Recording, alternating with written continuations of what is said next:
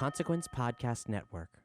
This episode brought to you by the following awesome patrons: Dylan, Matthew, Brandon, Dave, Scott, Tristan, Kate, Sasha, Isaac, Ori, Karoon, Eddie, and Chris.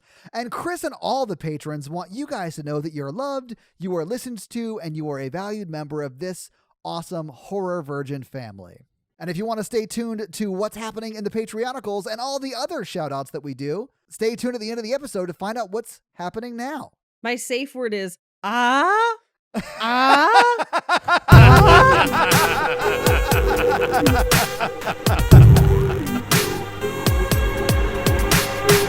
will get to it because that was something I had a problem with the first time I saw the movie as well. And in the director's cut... We need a laugh line page, not a lecture.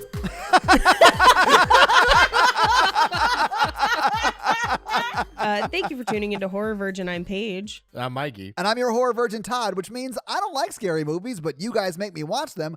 And this week, Paige made us watch Midsommar. So this was not the first time that any of us had seen this movie, right? Right, that's Right. correct. Because Paige, I know you love this movie. So let's talk a little bit about why you love this movie, because I'm genuinely interested. I love this movie for a few different reasons. I feel like, now granted, I also really like Wicker Man. So I was predisposed to like this movie. Sure. I honestly have no frame of reference for Wicker Man, so I don't know what that means. We but... probably should have had you watch Wicker Man before this, but...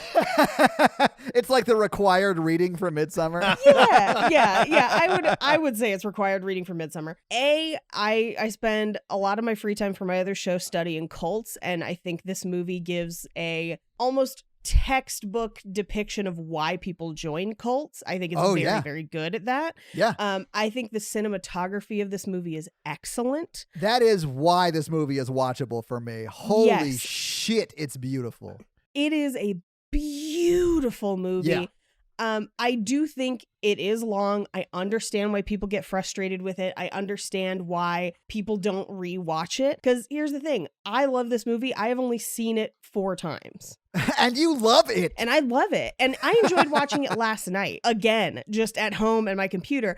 But I feel like to enjoy this movie, you have to be kind of predisposed to liking movies like it. It is not a movie for everybody. Right. I will fully admit that. You have to have been Wicker Man to enjoy this movie. You have to have been Wicker Man. And you really have to kind of surrender yourself to the feelings of discomfort in this movie. Yeah. And be willing to sit and live in that discomfort for the better part of 3 hours. Yeah. You have to be okay with that. Yeah. I think that's why I have a problem with it, because I sit in that kind of discomfort every hour of my real life. Did it feel like your job? It felt a little like my job, where it's like dark and awkward and hard. Yeah. I'm like, oh, this is not why I watch movies. I see why people love the movie. I don't personally like the movie. Yeah. I love the cinematography. Do not get me wrong. And I love the themes and stuff, but it is too dark for me. Yeah. Well, and I think that's why there are a lot of people that try to argue that this is not a horror movie. And I feel like it is. It is just a very specific kind of horror movie.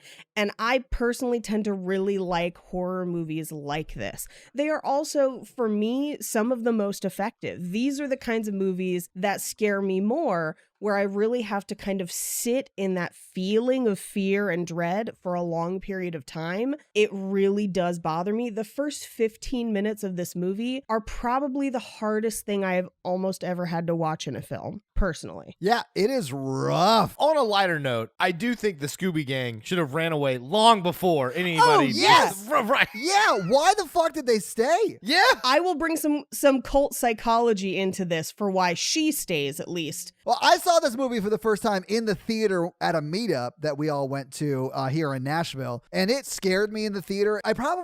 I don't even know if we talked about it afterwards. Usually we sort of hang out afterwards and talk. And I probably would have given it probably a 5 or 6 on the scary scale, seeing it in the theater for the first time. Tonight, it was not scary at all. We'll talk about that when we get to the scary scale. Yeah. For me, a 5 or a 6 the first time I saw it in theaters, definitely accurate. Yeah. I will say it's definitely less scary the more times I've seen it, but I've also enjoyed it more every time I've watched it. That's fair. Especially when watching, because I did see the director's cut in theaters as well. Yeah. So I didn't. I've only seen the theatrical cut twice, and I did not enjoy it as much the second time as I did the first time. Although I didn't really like it the first time very much either. It's not a bad movie. It's just slow, you could cut out an hour of this movie and tell the exact same story. You would just lose a lot of the beautiful cinematography, which Yeah. I'm sort of okay with. I mean, I'm a nerd for that kind of stuff, but I definitely would understand someone saying, that movie's real boring. And I'd be like, I get it. It is. I agree with you. You could cut an hour out of this movie and tell the same story, but you wouldn't have the dread. I think some of the dread lives in some of those quieter moments of this movie, and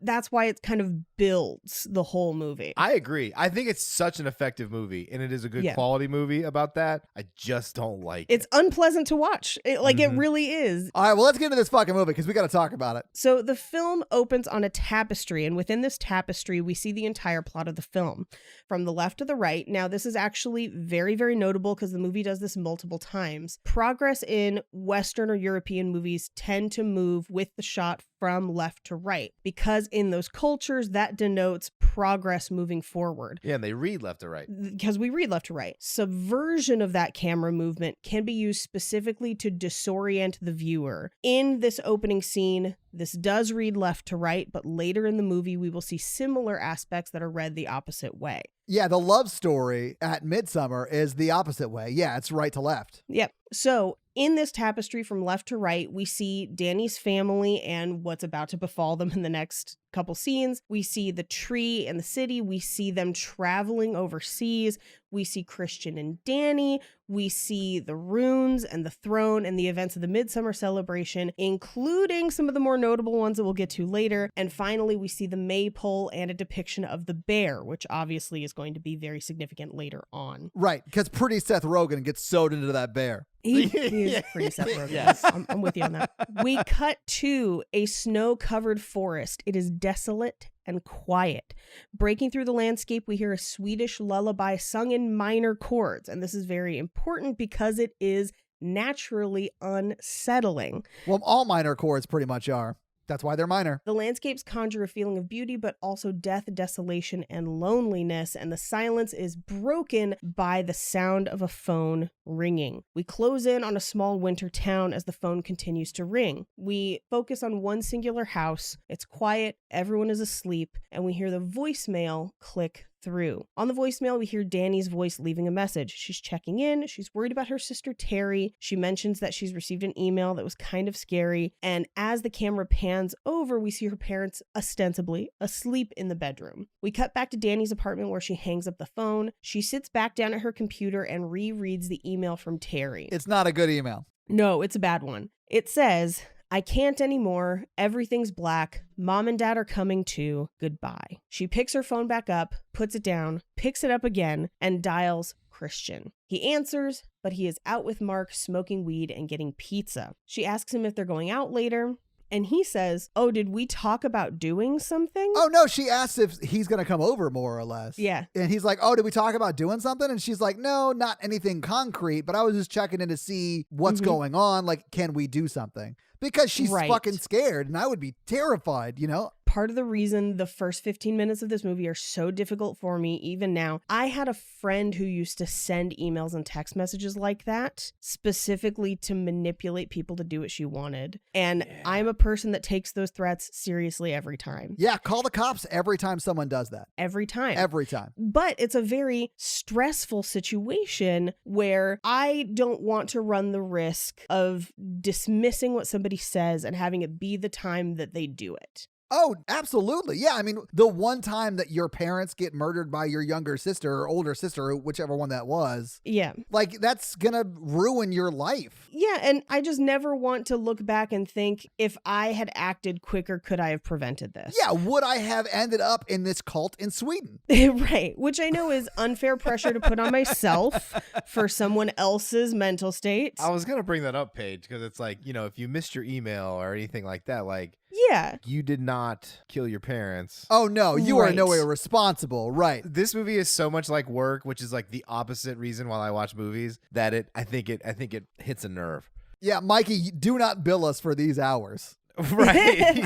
I will say, and for me, learning that I had to let go of any guilt I would have over someone else's choices, that was something I had to work through when dealing with that person that I am no longer friends with. But I feel like that's kind of where Danny is in this scene. And I think that's why it struck such a chord with me, is she's trying to do the same. And it is the time when it's bad, when she should have taken it seriously. Right. And there's no way she could have known that. Basically, every day at work, I come across situations like this, and it's like families are freaking out, as they should. And like Paige is right. You should take every threat seriously. But some people make multiple threats, and it's kind of like a boy who cried wolf situation where you don't know. And it's not your job to know. You're not a mental health professional. How are you supposed to know which threats are serious and which threats are not? Yeah, absolutely. Right. It's just you have to set a healthy boundary with that person. To be like, I can be in your life, but if you ever say that, this is my response. I call the police. They come to your house. If you send me a text, an email, anything, that's my response 100% of the time because I care about you as a friend. Right. Some people get mad that people set that boundary Oh, and then yeah. still call the police. Yeah. And then you might not be able to be friends with that person. But it's very healthy to like, if it happens multiple times, this is way work stuff, is to like set that like, this is what I'm doing each time this happens. And I do it because I care. Yeah. For me, that was the boundary, is this person made a claim that seemed real enough that I called the cops. And then she got furious that I called the cops. And that's why we're not friends anymore. And I was like, you know what? I'm okay with that. Like, and I've had that conversation at work where I'll be at somebody's house. They're like yelling at me. They're mad at somebody. And I'm like, look, I'm a mental health professional, man. I'm sorry you have to go to a hospital because I know you're telling me that you are not suicidal and you're not going to hurt yourself, but you sent a picture of yourself with a gun to your head to your friends. And I have to take that very seriously. And I don't know you. And like, it could be a real risk. I have to get you checked out to make sure you're okay. Yeah. I would rather have you mad at me and alive than glad that I didn't call the police and no longer with us. I've legit had that conversation. And I'll tell people, I was like, this is serious stuff. There are consequences to actions. You're either serious and you need help, or if you do something like this, there's consequences and we have to take it seriously each time. Yeah. So anyway, this movie's a ball of fun, basically, is what I'm saying. I do think it does get very fun later on. Oh, but- yeah, it gets but, loads of yeah. laughs. Have you seen the orgy scene, Mikey? Hilarious. But she doesn't take it seriously, and he being Christian. Well, she calls her family to check. Yeah, she takes it as seriously as she can, I would say. But she doesn't call the cops, is all I'm saying. Right. Right. She may not have thought to do that, right? Which is fine. Mm-hmm. But she calls Christian because she's looking for support. Right. And he immediately does not give her any sort of support because Christian's a bag of dicks. He basically talks her down, and he's like, hey, she does this all the time. You got to stop paying attention to her. But he does it in a sort of a dickish way. Yeah. She was like, you even said that email sounded weird. And he goes, was it? Like, he like turns it back around on her. I will propose this. He says kind of the right words to talk her down, but we as the audience know his intention is absolutely shitty. Yes. Yeah. The one thing I didn't like that he said is, it's not wrong, but I think the way he said it is a problem, where he says, whenever you do this, you're telling her it's okay, so you're making this okay for her. Yeah. And what he means is you need to set clear boundaries for your own well-being. But that's not what he says. He essentially blames her. Yeah. Yes. But this guy's a huge dick. What is this guy's name? Christian. Which I think it's very funny that the main guy character's name is Christian, and they go to a pagan Midsommar festival, and he gets sewed into a bear costume and murdered. Yeah, that's a reference to the Wicker Man. I haven't been Wicker Man. I'm sorry. Yeah, it's a hardcore Wicker Man reference. It could also be a reference to like every guy named Christian I've ever met is kind of a douchebag. I knew two different Christians in high school, Mikey, and you are absolutely right.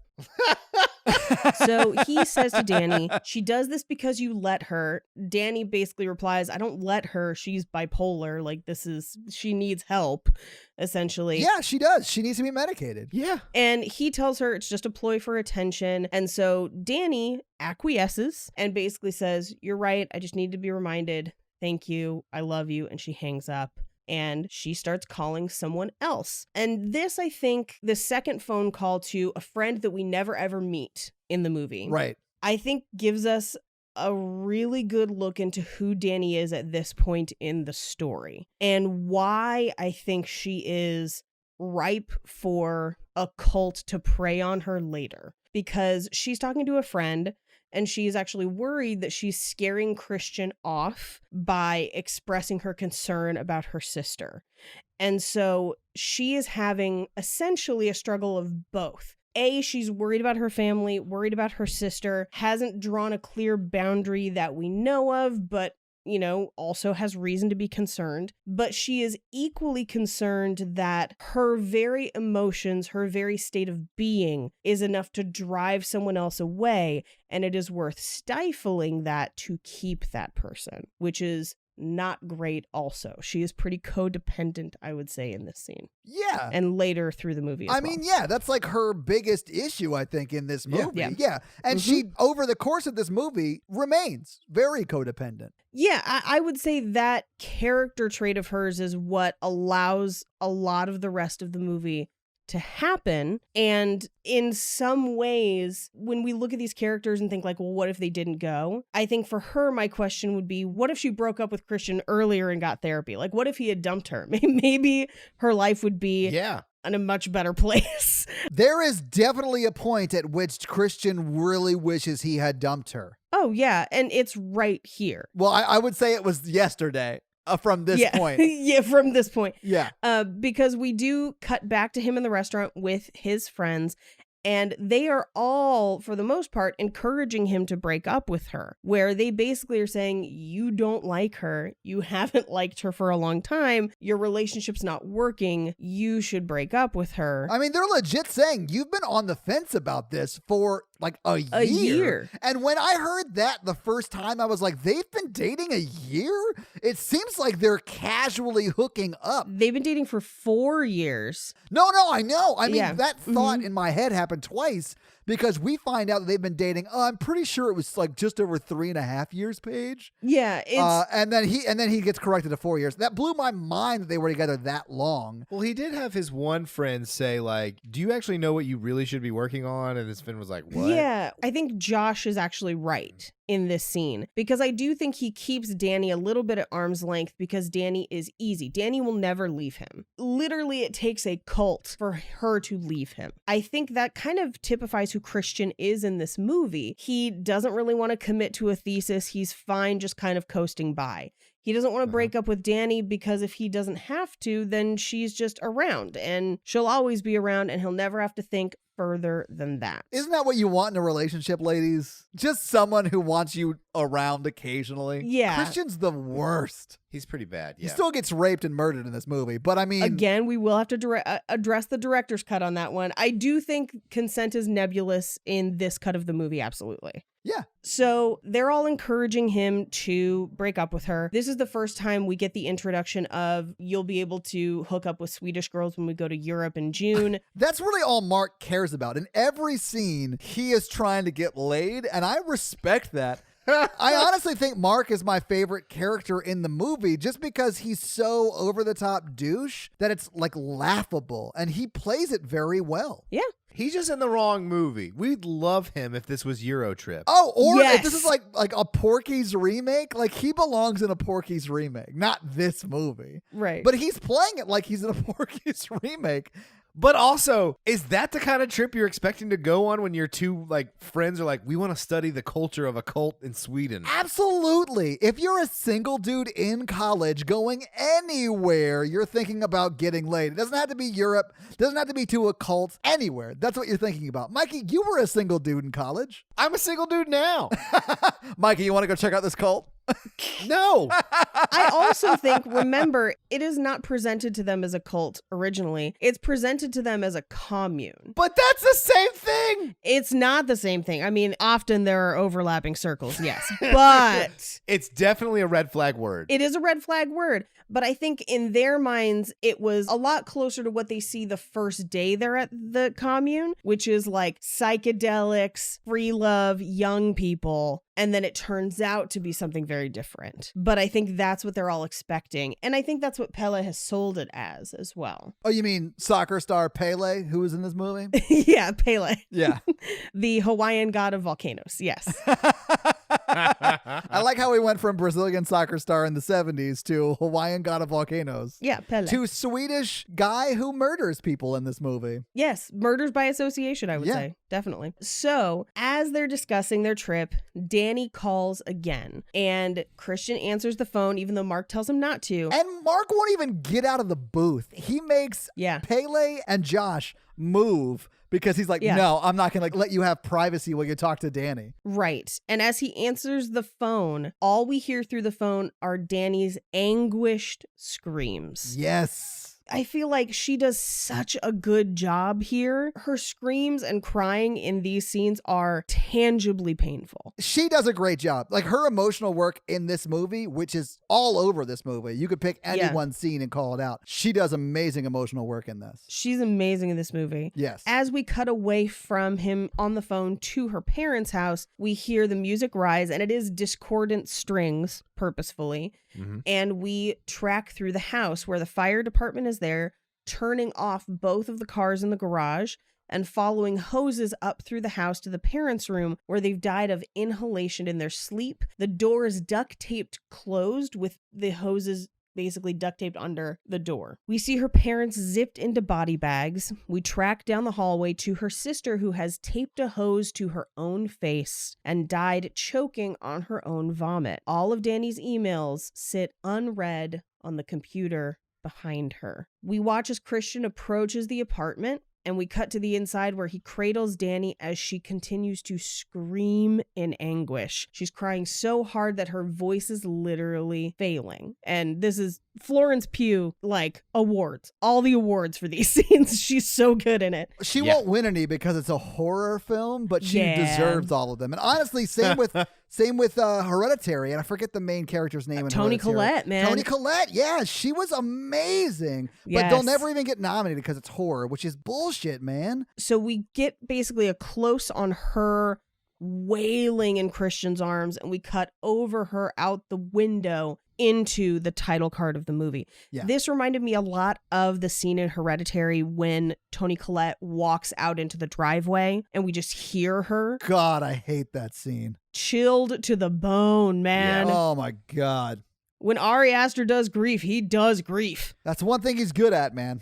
Yeah. I mean, he's good at many other things, but this is one thing he excels at. Yes. We cut to months later. It's no longer winter. Right. But Danny is curled up on her bed in the middle of the day in sweats and a sweater, and she stares at the wall emotionless. Behind her, Christian walks into the room. She gets up and asks where he's going. He says that he's going to a party for 45 minutes and tells her to keep sleeping, but she agrees to go with him anyway. You say agrees. He did not invite her. No. He was very much, hey, I'm going to this party. I'll stay 45 minutes, which we all know was a lie, and then I'll come back or whatever. You go back to sleep at fucking noon. It's so bright outside. There's no way it's not like whatever. And then she's like, I'll go with you. And he's like, all right. He's the worst. He's pretty rough. They go to the party, but Danny is largely zoned out until she hears him and his friends talking about how they're all going to Sweden with Pelle, and mainly because Josh is going for research. Mark wants to smash some babes. Yeah. And then Christian kind of downplays his involvement. So he's kind of playing both sides, where he's definitely told his friends, I'm going, can't wait, fuck my girlfriend, she'll stay here. And to Danny, he's like, I'm still thinking about it. I don't even know. And he hasn't even brought it up to her. Yeah, I don't even think she knows about it at this point. No, she doesn't. I don't think so either. Why wouldn't he just man up and be like, I want to go on this trip with my guy friends? Well, I think he didn't want her to know and didn't want her to want to go and felt bad about leaving her alone. And he's also someone who just like puts everything off to the last minute. Yes. And he was probably going to break up with her and then immediately get on a plane, if that makes sense. Yes, I agree. I think that was his plan because I think he also wants to smash some babes. I think this is going to be his like ticket out of there.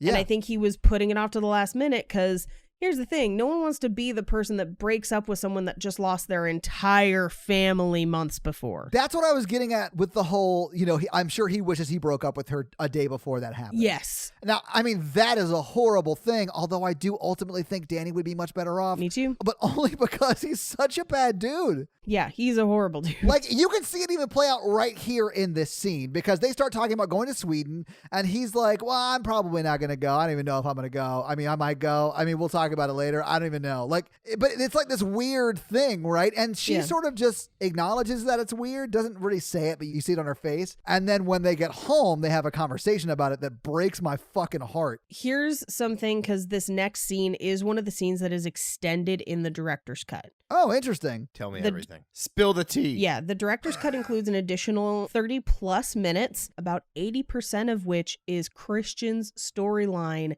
making him a worse person. A worse person? Yes. What, does he become a serial killer of babies?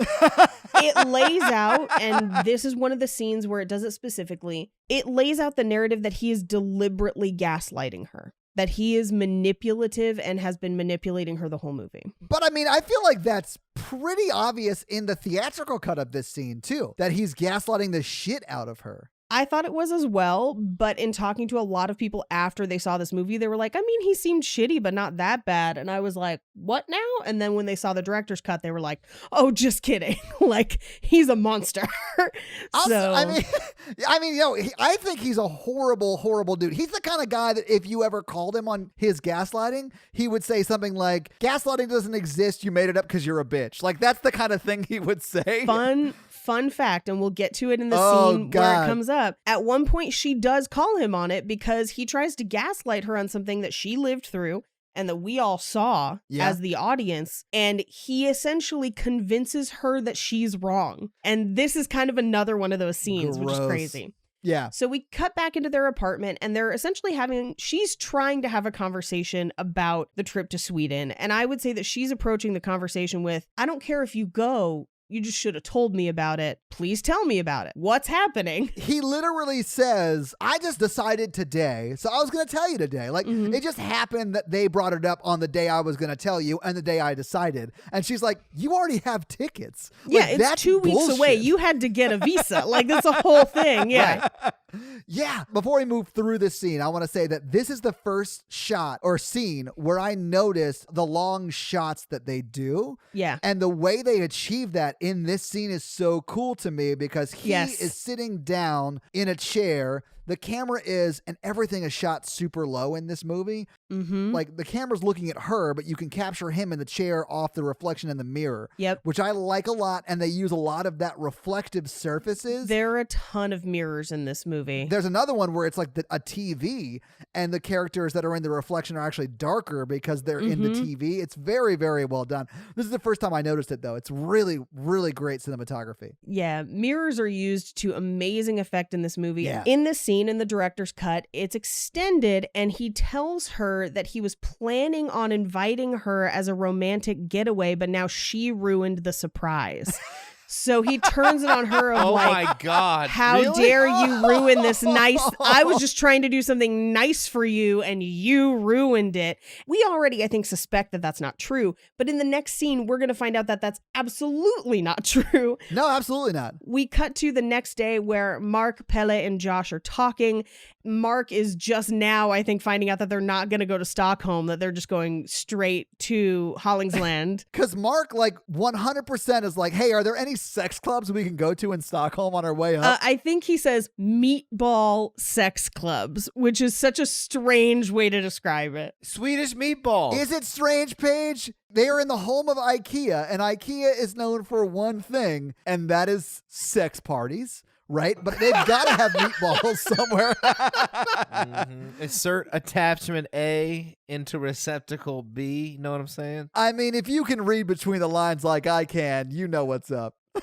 So Christian comes into the room. Oh, shit. Can I say something? I'm so sorry. The scene before this, when they're having the conversation, just Christian and Danny. And she ends up apologizing to him for something that's not her fault. Yes. That made me so sad. I was like, she needs to break up with him immediately. Yes. Like, she can do much better than this. And I realize that she is so heavily in her grief right now for obvious reasons that she probably is just clinging to every bit of normalcy she can find. And that makes sense. I'm not blaming her. But he is such a bad dude. He is like forcing her to apologize. And that grossed me out. This is something that I actually really like that this movie does, because something that we talk about on Cult Podcast a lot is that cults are just abusive and toxic relationships on a macro scale. Yeah. And what this movie really, really does is contrasts what is clearly a toxic and manipulative relationship against a cult, which is also toxic and manipulative. It really kind of compares the two. And I think for me, I love watching it and seeing somebody finally represent, yes, this is how people end up in cults, the same way you end up in a toxic relationship. relationship. It can happen to anybody. And it happens most often when people are hurting, when they're grieving, when they've lost something, when they're looking for something. Yeah. When people are vulnerable. When people are vulnerable. Christian takes advantage of her, and so does the cult. And I feel like in that way, it's a very realistic depiction of how those power dynamics work. I think that perfectly summarizes why I don't like the movie, though, because Danny, the main character, has literally no growth in it. She starts out as a very codependent person, and the movie ends with her leaving a toxic relationship and then immediately entering into another one as a very codependent person. I would say an even worse one. She has a break with reality, I would say, at the end absolutely. of I would say so. That's why it's a horror movie. The movie you want to see, Todd, is that other couple going to that cult. The one who try to run away and get murdered. Well, yeah, no, you're right. I do. The British couple. Yeah. That's the traditional horror movie. It just takes place in the background of this movie. Yes. Danny's the creepy side character from a different horror movie.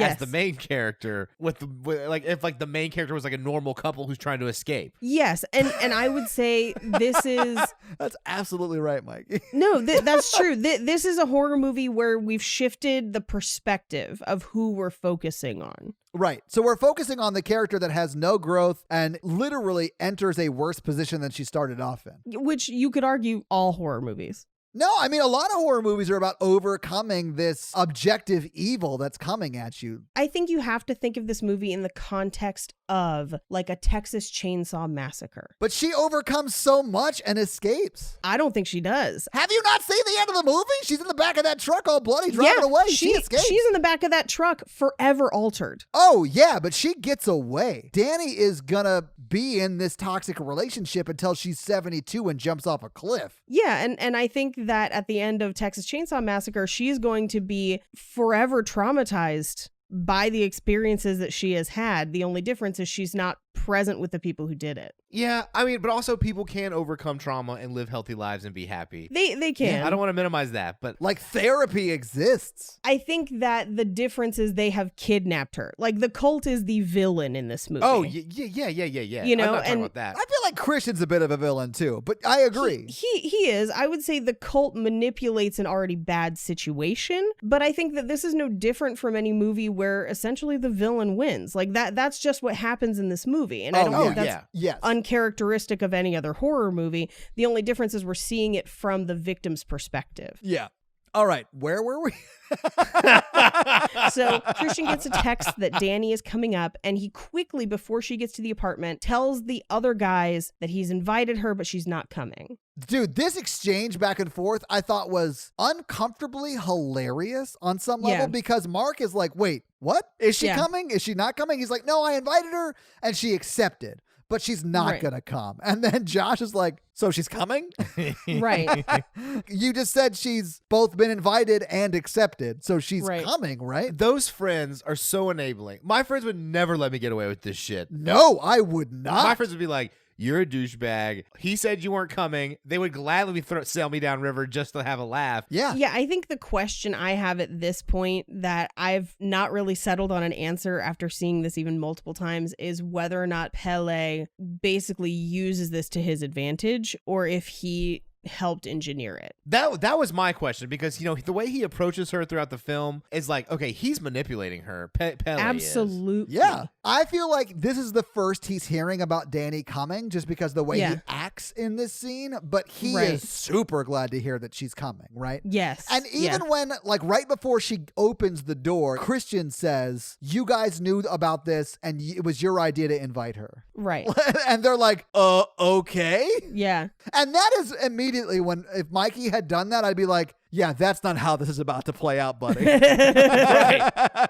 So Danny comes into the room and they are all very polite to her about this. This is another mirror shot. This is one of the ones where the camera is strategically hidden. It's very cool looking. It is a black mirror because it is the TV. It's not an actual mirror. Mm-hmm. So as she comes in, Mark pulls Christian into another room where I assume that Mark chewed Christian out. Like, we don't see it, but I'm assuming that that's what happens. I felt that vibe too. I love that Mark is like, hey, Christian, let me have you look over this paragraph for me. And then he closes his laptop and starts to get up without his laptop and then grabs his laptop and goes. Right. I thought that was really funny. So she is left alone with Pelle and Josh, and we see that Pelle is drawing a feast table that we'll actually see later in the movie. Yeah. Pelle, more so than any of the other guys, actually makes very polite conversation with her. It's not necessarily anything more than that, but the other guys almost ignore her. Dude, Josh gets up and walks away from the coffee table. Yeah, he goes to microwave his coffee. Yeah. You can kind of see him in the background, but yeah. So she's talking with Pelle. She reveals that they'll be arriving on her birthday.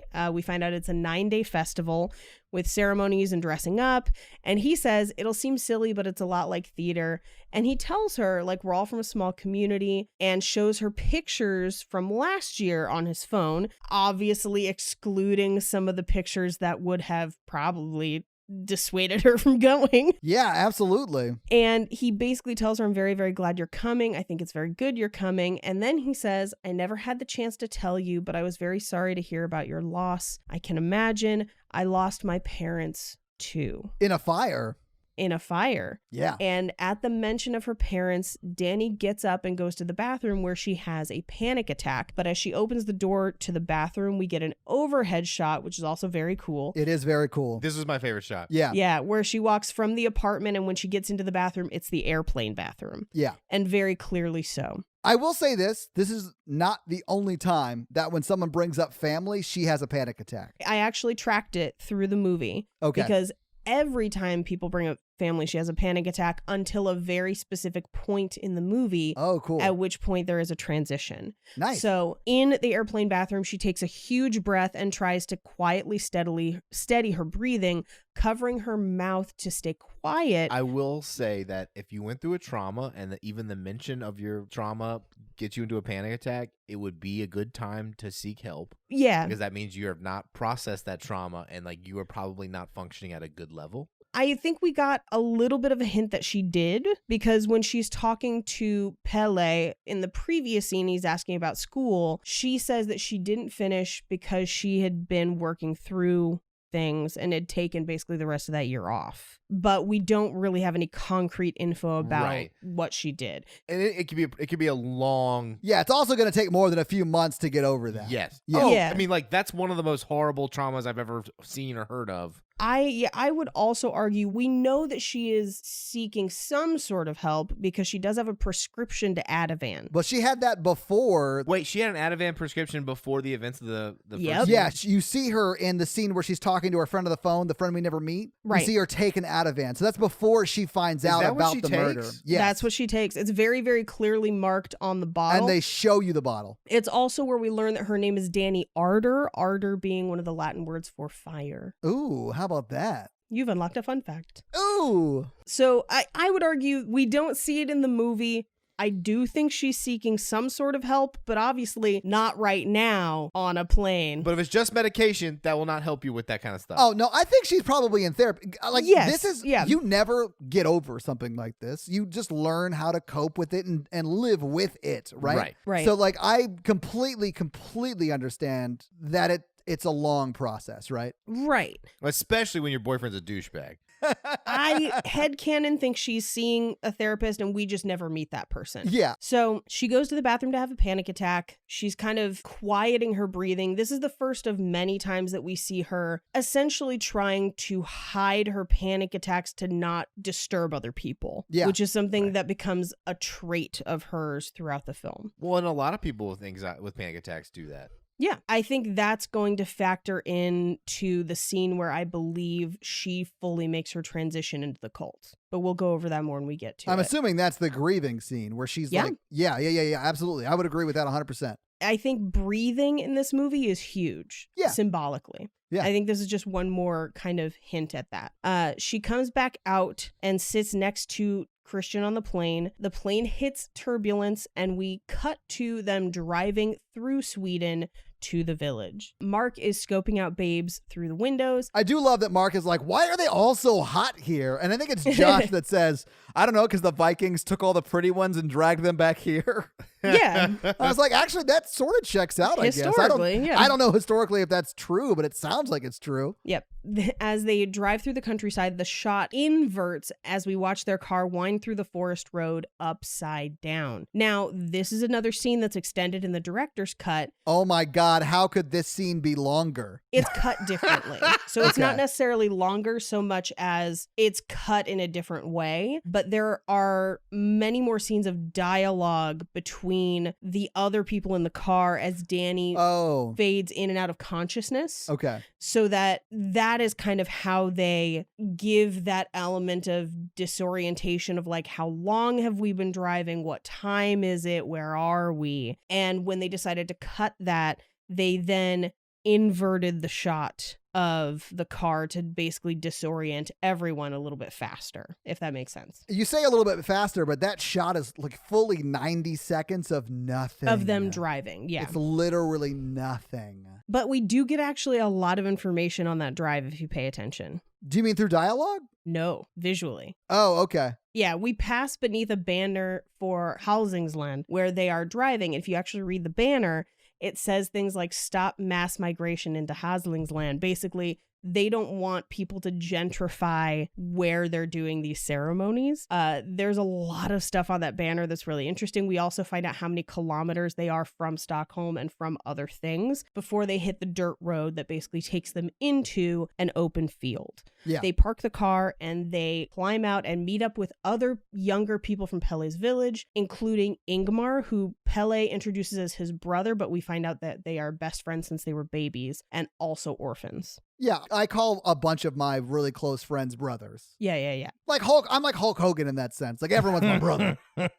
Well, especially if you grew up on a commune. Yeah, well, yeah, that's true. I did not. I grew up in a different kind of a cult. Actually, I grew up in a cult where we called people brother and sister. So there you go. Yeah, it's a very cult thing. What we actually find out later on is that all children are raised communally in this group, which is Cult 101. Yeah. And that's why they are all brothers and sisters. Yeah, we also meet Ingmar's people that he brought to murder. Right, Simon and Connie. And we find out that the reason he chose to kill those people was because he had the hots for the girl, asked her on a date that she didn't realize was a date. It was sort of like my Blair Witch Project date. And then, she immediately started dating somebody else and he got jealous and he was like, well, why don't you come to this festival so I can fucking murder you as payback? Yeah. It's interesting once you've seen the movie once to realize it truly was payback. Yeah. Like, it's hardcore. That's a long game, too. Oh, This yeah. is a long game. Because he had to stay close friends with her and then befriend the new guy and then try to get them back to Sweden. Here's the funny thing. I don't think the new guy likes him because at one point he jokes, he's like, yeah, Ingmar's going to officiate our wedding. And they say, really? And he goes, no. They offer them shrooms. Yeah. And everyone's about to take shrooms, and Danny basically is going to opt out because she's like, I kind of need to get my bearings. And Christian kind of, quote unquote, agrees to wait with her, but does it begrudgingly in such a way that I think it puts some pressure on her to kind of go along with it. Definitely puts pressure Yeah. on her. Yeah. Well, and also, even if Mark doesn't do the douchebag thing of like, well, we have to all do it together, guys. If Mark didn't do that, I fully do believe that Christian would not have taken mushrooms then, but he is also fully going to store that away to throw in her face later on and be like, no, you got to do this because I didn't do shrooms that one time a year ago or whatever. Yeah, absolutely. Now, the thing about the type of psychedelics they are taking, these are long-term psychedelics. So these are going to take hours. So if they all start and then she starts later, that is going to put their trips off. So that is a reason why most people would do them all at once. So you're siding with Mark is what you're saying. Mark was right here. I'm saying everyone could have waited 10 to 15 minutes. Yeah, I mean, she just got to a new, very strange place. And she wants to sort of get settled in that new place before she takes a hallucinogenic drug. Yes. I feel like that's reasonable. I think it's reasonable too. Yeah. And I don't think there was any pressure on them from the people offering them psychedelics to do them right that second. No, those people were like, we're not even at the cult yet. Chill out. Yeah, I think it's largely Mark and then Christian's response that push her towards doing it when she does. I do like that this cult takes place in that background of Windows XP. AKA Hungary. Yeah, it does. Yeah. So what drives me That's really crazy funny. is they came here in a car. Yes. A lot of people came here in cars. We see a few cars in this scene. Yep. And then there are no cars anymore in the whole movie No, except there for are. one 2-seater truck. Todd, they make a movie for you. It's called Cars, and there's cars in the whole movie. I would say she sees their car in her dream.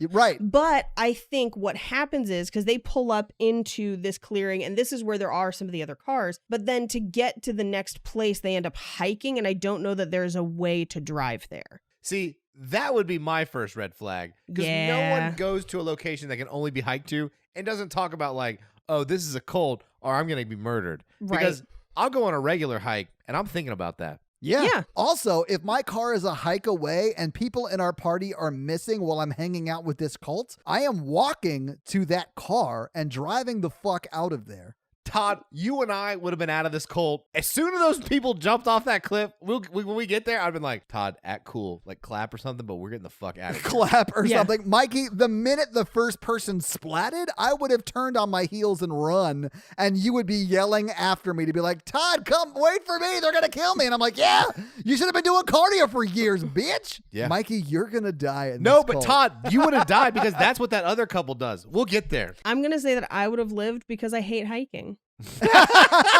Paige would have been like, oh, there's hiking. I'm going to stay with the car. Just call me when you guys want me to come pick you up. I'll be in Stockholm looking at fancy furniture. Thank you. I'm looking for meatball sex clubs. Just call Yeah. me. I'll be around. Just call me. So they all take shrooms. Yeah. And we cut to them seated under a tree where we find out that it is 9 p.m. because they are so far north that it is still sunny at 9 p.m. Have you guys ever been somewhere that's like that? Yeah. I have too. It's weird, man. I mean, I was not on shrooms and I was Mark in this situation. I was like, I don't like it. It's day outside. It's 9 p.m. This is not right. I don't like it. I'm going to lay down. Everyone lay down. Well, and here's one of the things that I think the reason that I don't love Josh in this movie is Josh has a level of understanding of what they're walking into that no one else has, and he doesn't really help anyone else with it. No, you're right, because he knows when they're going to throw themselves off the cliff. Yeah. But not only that, he's the only one that brought sleeping pills because he knew the sun would be out. So, like, he didn't even tell them ahead of time, like, hey, you might want to bring sleeping pills because of this. So, they're all tripping, obviously. Yeah. Danny looks at her hand and it appears that grass is growing out of it. She looks at the trees and it appears that they're breathing. She takes deep breaths. The reason people have said this is one of the most realistic depictions of psychedelic use on film is because it's not wacky. I think a lot of times when people are like, oh, LSD or shrooms, I see a dragon, I see this big thing.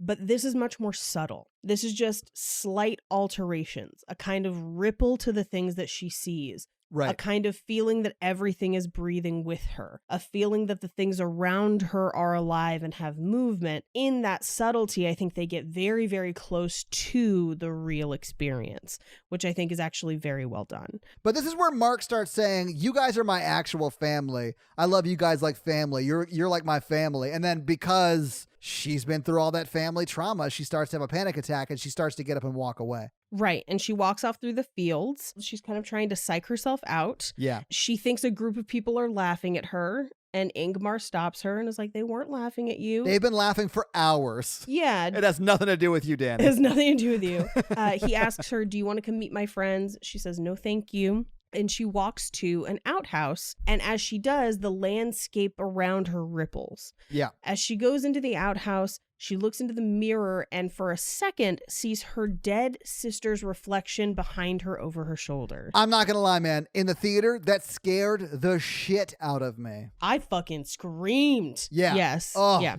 And she's got the mask on. Everything, Oof. the mask and everything. Yeah. And that's not the only place that we see her. She's actually, you've unlocked a fun fact. Ooh. Pictures of her sister are actually visible in many of the other scenes where she is under the influence in the trees. Oh, cool. All right. If you rewatch, you can actually spot them. I feel like this movie in a lot of ways is like a modern The Shining. I love The Shining, by the way. I would assume you do. But I mean, like, the feeling it gives you, Yeah. the details, the cinematography, the awful spouse. Yeah.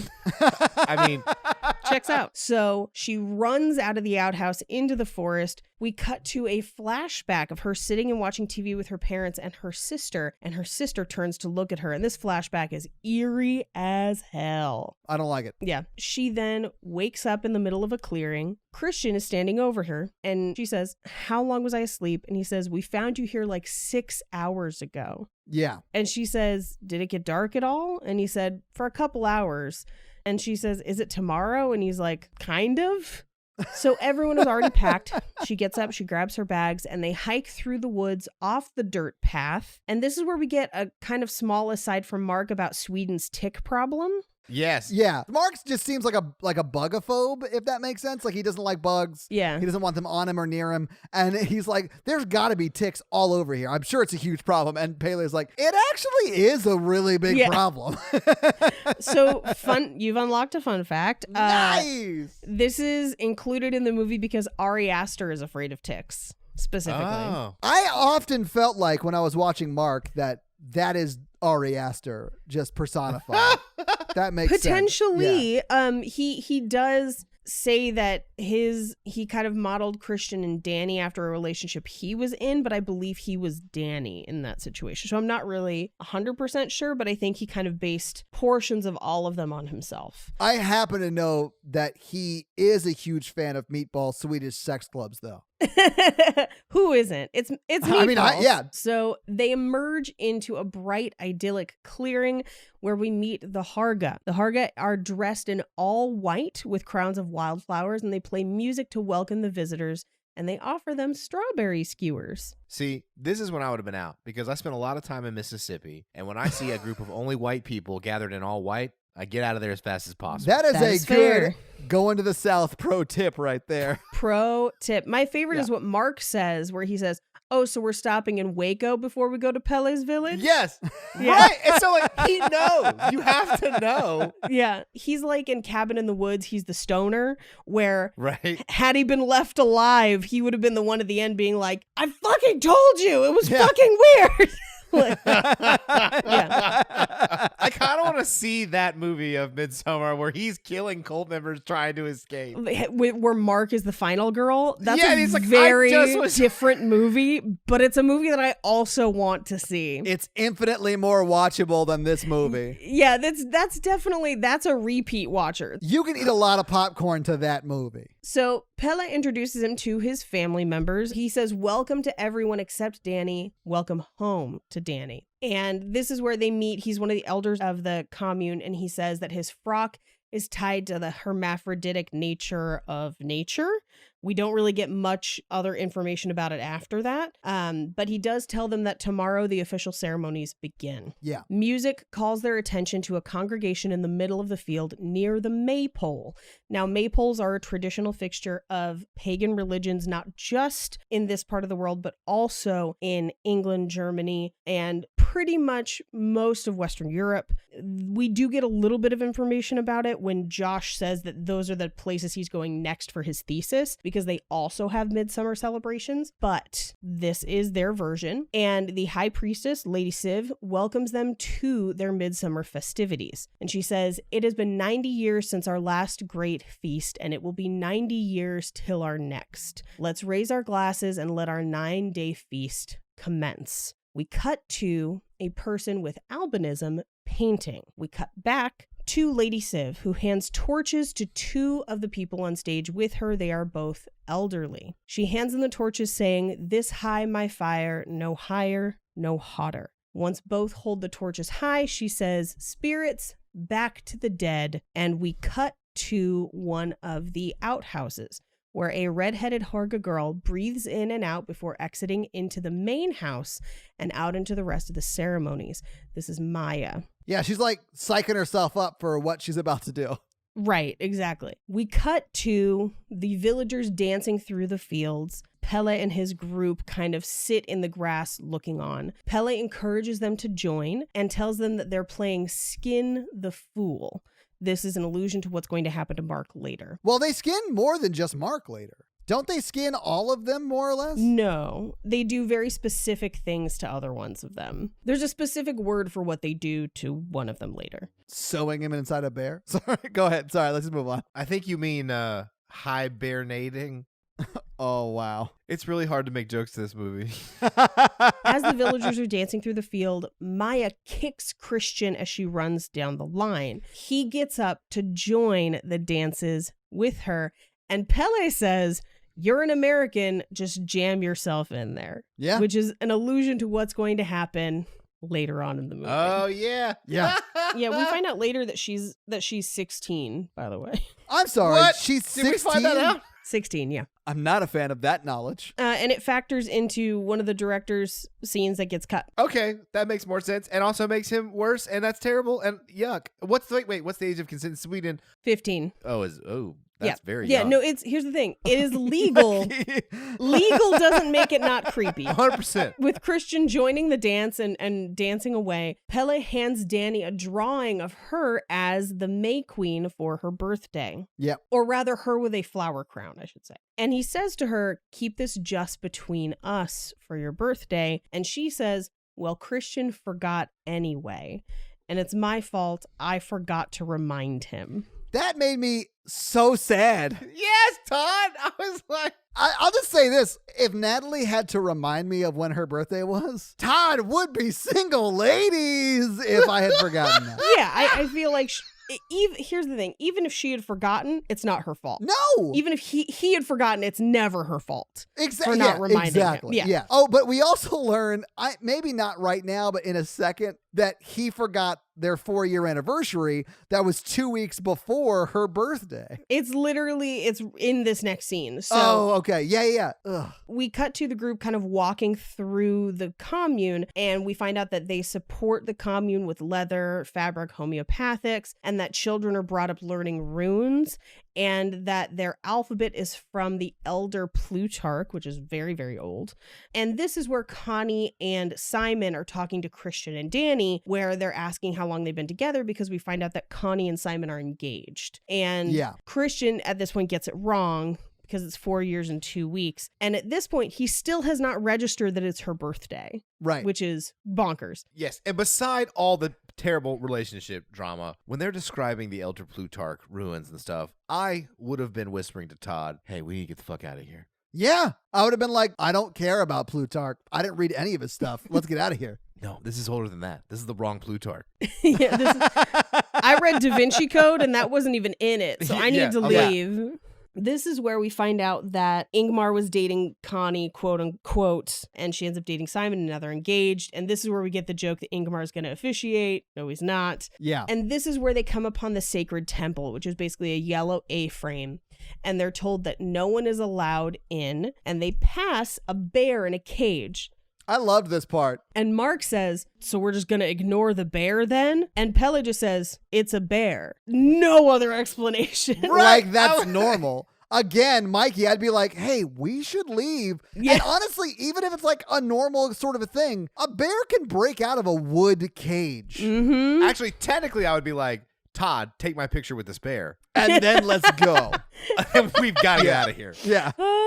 But this is where they check out the tapestry. And again, this is filmed right to left. So it is meant to be kind of disorienting. Well, this is where we learn that love spell, right? Yes, we read through the love spell that requires someone to put their pubic hair into somebody's food and their menstrual blood into somebody's drink, which would then allegedly... Oh my God. This explains my weird feelings with Taco Bell lately. What Taco Bell are you going to, and is that a euphemism for something? Paige, it's not about the restaurant. It's just Mikey talking about how much he loves to run for that border, ladies. Oh, geez. No.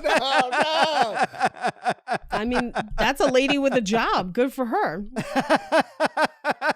Honestly, she's got a career and can get you free food. That is a win-win, my friend. So they all head back to their sleeping quarters. Everyone sleeps together in the same house, and there are paintings over the walls and the ceilings along with runes. This house was built specifically for the film and painted by a specific artist. Many of the paintings in it give away plot points of the film. Oh, there's a lot of that in the movie where like Yeah. a lot of the imagery gives away what's about to happen. Mm-hmm. Once my group brought me to this house, I've been like, yeah, there's no way I'm staying here for 9 days. Especially if I'm on the second floor, because I like to pace and stuff and walk around. And sometimes I don't pay attention fully to where I'm going, and there's no rail on that second floor. Yeah. I would die. Yeah. This is also where we find out who lives there and why. So we find out that the Harga are considered children until they're 18, and that's the spring of their life. Then they go on their pilgrimage from 18 to 36. That's summer. And 36 to 54, they're laborers. That's their working age, which is fall. And then 54 to 72, you're a mentor.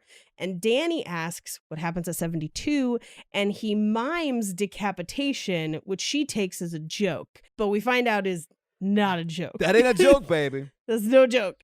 This is actually really interesting because we do establish later that Maya is 16 and that she would be going on her pilgrimage later, but this is why all of the children are raised communally, because you basically might be having children before you go on your pilgrimage. You don't have to raise them. The commune does. Oh, we see that. There's a time when Danny's playing with the baby and the lady who you assumed was the mom was like, oh no, the mom's on a pilgrimage more or less. Right. And she even says it helps detach them from the mother. Right. Which is why cults do it. Yeah, That's no, I understand. It's just horrible. so many cults do this, and they do it for that exact reason. Yeah. Now, as she's walking through this house, Danny finds a wall where they have photographs of all of the May Queens. This next scene is where Pele kind of pulls Christian aside. This is a little bit extended in the director's cut, only by just a second or two. Pele is the one who reminds Christian about Danny's birthday, and he's the one that gets the cake for Christian to give to her. Yes. And it's implied that he does it so that Danny doesn't feel bad. Yeah. There's a messenger from the group that comes in and says, in Swedish, the children are watching Austin Powers if you want to join. Mark takes it as flirting and kind of follows her out of the house. Yeah, it's like I think in his mind, in his words, I fucked him on her way out of the room or whatever. Yes. And then he's like, you guys saw that, right? She was like super into me. And then he like follows after her. Right. He is the perfect douche. He does a great job with this role. He does, Yeah, he does. a great job. At this point, Christian pulls Danny outside and hands her a slice of cake. Now, here's a note. It is a slice of bundt cake.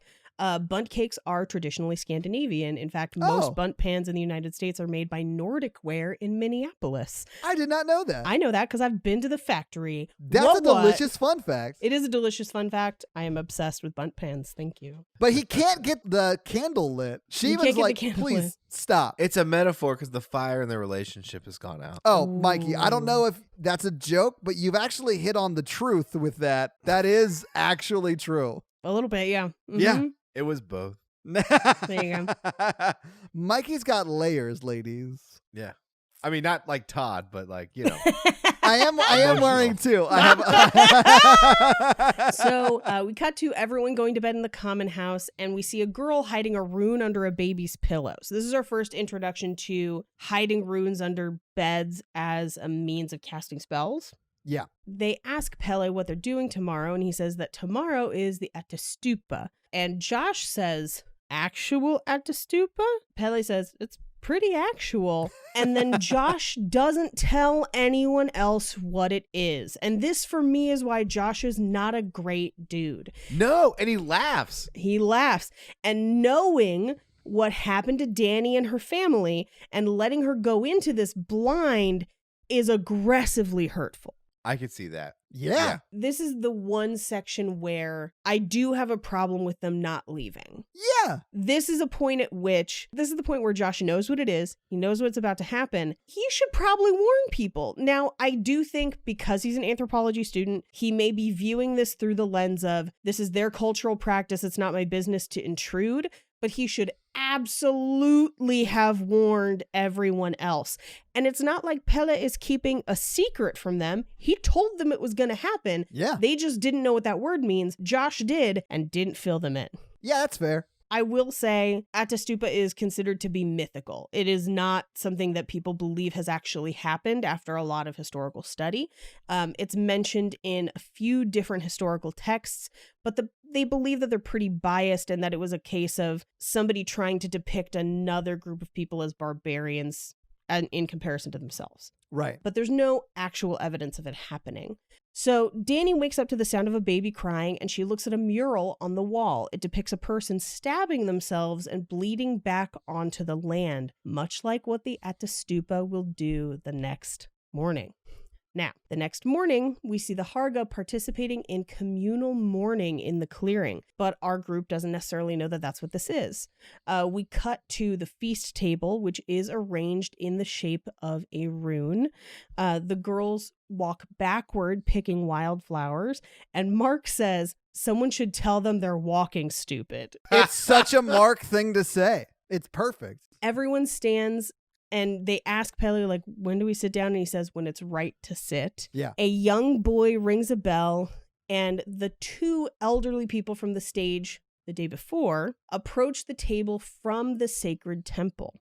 They're dressed in blue with runes on their robes. They stand at the head of the table, and Josh turns to Pelle and says, are those the two? So he already knows. Yeah. He knows, hasn't warned anybody. Oh, I didn't catch that. As they sit, everyone else sits. The two start to eat and everyone follows suit. Mark stares at the girl from earlier and she seems to be returning his gaze. Right next to her, we see Maya carving a rune. And the two at the head of the table rise and recite incantations followed with sharp breaths. They finally inhale and exhale together. Lady Siv rises, the high priestess, and everyone follows suit. They toast to the two at the head of the table. The two sit in chairs and the chairs are carried away from the table. Everyone follows. And Mark breaks from the group and decides to take a nap. So he completely skips the Ättestupa. Misses it entirely. Having seen it, I wish I had slept through it. Yeah, for sure. The villagers gather at the foot of the cliff where Dani, Christian, Josh, and Pelle stand off to one side. We get a shot with one of the villagers looking over their shoulder directly at the camera, almost as if to ask the audience, are you ready? Yeah. Because the movie, here's the thing. If you haven't figured out by now what's going to happen, there's nothing the movie can do to help you at that point. By the time they get to the cliff, to me, it's painfully obvious what's going to happen. Right. Even if you know what's going to happen, they don't cut away at all. Right. Like, you see all of it. And I don't think anyone is prepared for that. I No. don't think so either. The chairs that they were seated in at the feast are carried across the precipice of the cliff. Josh steps to Pelle's side and asks about the book that Lady Siv is reading. He finds out that that's their local scripture. He asks, can I read it? And Pelle says, you would not be able to. The villagers look up as the two elderly members of their village slice their hands open and wipe their blood across the runes carved into the stones at the top of the cliff. The older woman appears at the top of the cliff. She raises her hands to the sky before throwing herself off the cliff to her death. Because, ladies first, chivalry exists in this cult. Oh, and she nails it, man. She She hits her head nails right it. where she needed to. Yeah. Oh, Yeah. yeah. Anything men can do, women can do better, Mikey. We're just more accurate. I can kill myself better than you. Yep. Dani senses what's about to happen, but she cannot look away. The score goes completely silent as the jump happens. Yeah. And we hear Dani's gasp as the woman's body hits the rock at the bottom of the cliff, killing her immediately. Dani is stunned. She looks over just in time to see the man jump after. He lands on the ground, unfortunately alive, but with a very badly broken leg and I believe probably back as well. I do love that in this scene, we find out what Gallagher's been up to in his retirement. 100%. Oh, Lord. That was the reaction I wanted from Mikey. Yeah. The villagers on the first row are in the splatter zone. The villagers scream in anguish as they use a giant hammer to cave in his skull and finish the job.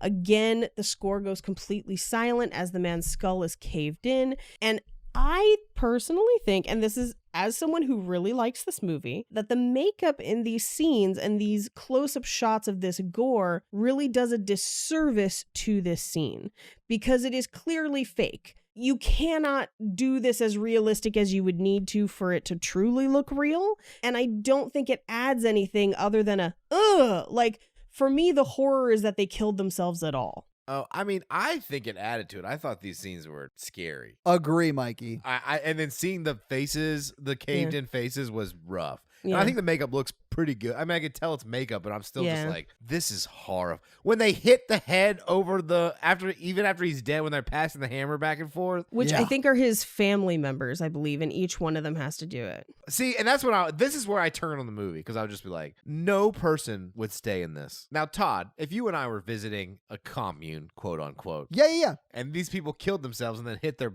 heads with hammers afterwards, I would be like, look, don't freak out, Todd. I know you want to freak out, but don't freak out. But like, we need to pretend we're cool with this, but we're not cool with this. We got to get the fuck out of here immediately. Like, as soon as we can, we need to run. Mikey, that would be difficult for you to like play off, as I have already passed out and I'm laying on my back on the ground and you're leaning over me trying to wake me up saying this. Like, they would know something was up. I'd be like, Todd, that guy's really freaking out. You need to get him.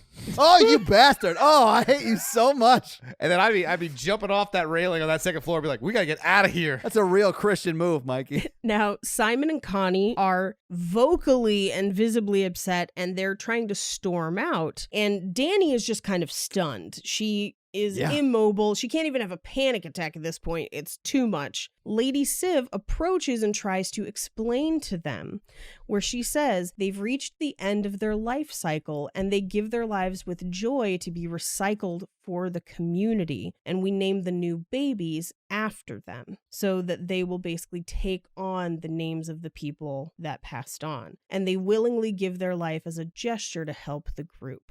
And then Ingmar says, I'm sorry I didn't warn you better. And everyone walks back to the houses. Basically, that's the ceremony for the day. Everyone's leaving. Yeah. Danny walks off and Christian says, are you feeling okay? And she says, I need to not be here right now. So she walks off on her own towards the ceremonial yellow A-frame house, where she stifles a scream and gasps. Christian confronts Josh back in the house, where he says, are you okay? And Josh says, yeah, I'm fine, because he's taking notes on everything he just saw. And he also was mentally prepared for what he just saw. Absolutely, yes. Christian then says, hey, I think I'm going to do my thesis here.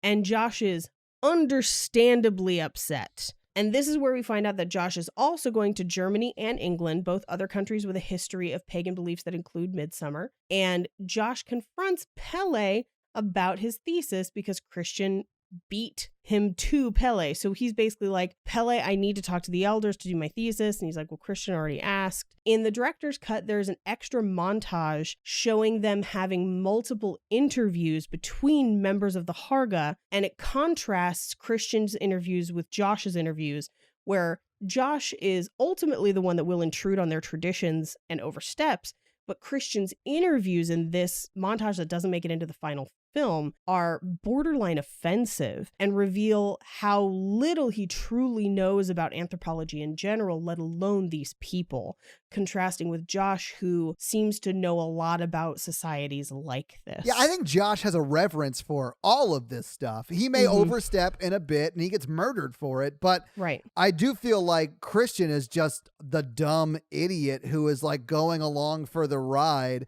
and is piggybacking on Josh because he knows he can't do one on his own. He can't do his own thesis. So he has to collaborate and leech off of Josh. It's a real dick move. It is a real dick move. We cut back to the house as Danny returns after having her panic attack in the field, and Pele tries to comfort her. This is in stark contrast to every time she displays intense emotions in front of Christian, and he kind of sends her off to experience them on her own. Yeah. Pele actively engages in experiences with her, and he emphasizes, I know what you're going through. I lost my parents too. They burned in a fire, and I became an orphan. But the difference is this place was my family. I have always felt held by a family. You deserve this too. Do you feel held by Christian? Does he feel like home to you? Yeah. And this is exactly how people end up in cults, because cults love to come alongside people who are hurting and say, we can meet your tangible in-person needs. Jim Jones used to like pay people's electric bills because that's something they needed in the moment. Oh, and he would feed them. I mean, he did some incredibly charitable stuff, and then it allowed him to do some incredibly horrible stuff later on. Yeah, it creates a power dynamic where people look back on their life before the cult and see it as painful and horrible, and it overrides the painful, horrible experience they have in the present. They're more afraid of what life looks like outside because they know these people have helped their immediate needs in this group. And there is a freedom outside and escaping those groups, and the people who do escape, it's wonderful that they do, but it is completely understandable for how people get involved and stay in these groups when these groups are meeting needs that are not met in their day-to-day life, and they see it as more beneficial than harmful. I was just hoping he was trying to sleep with her. I mean, it's also that. It's also that. Little column A, little column B. But I think he needs to get her to join the cult so he can sleep with her. So he's like taking her on this ride, right? Yeah. It's like a Christian thing.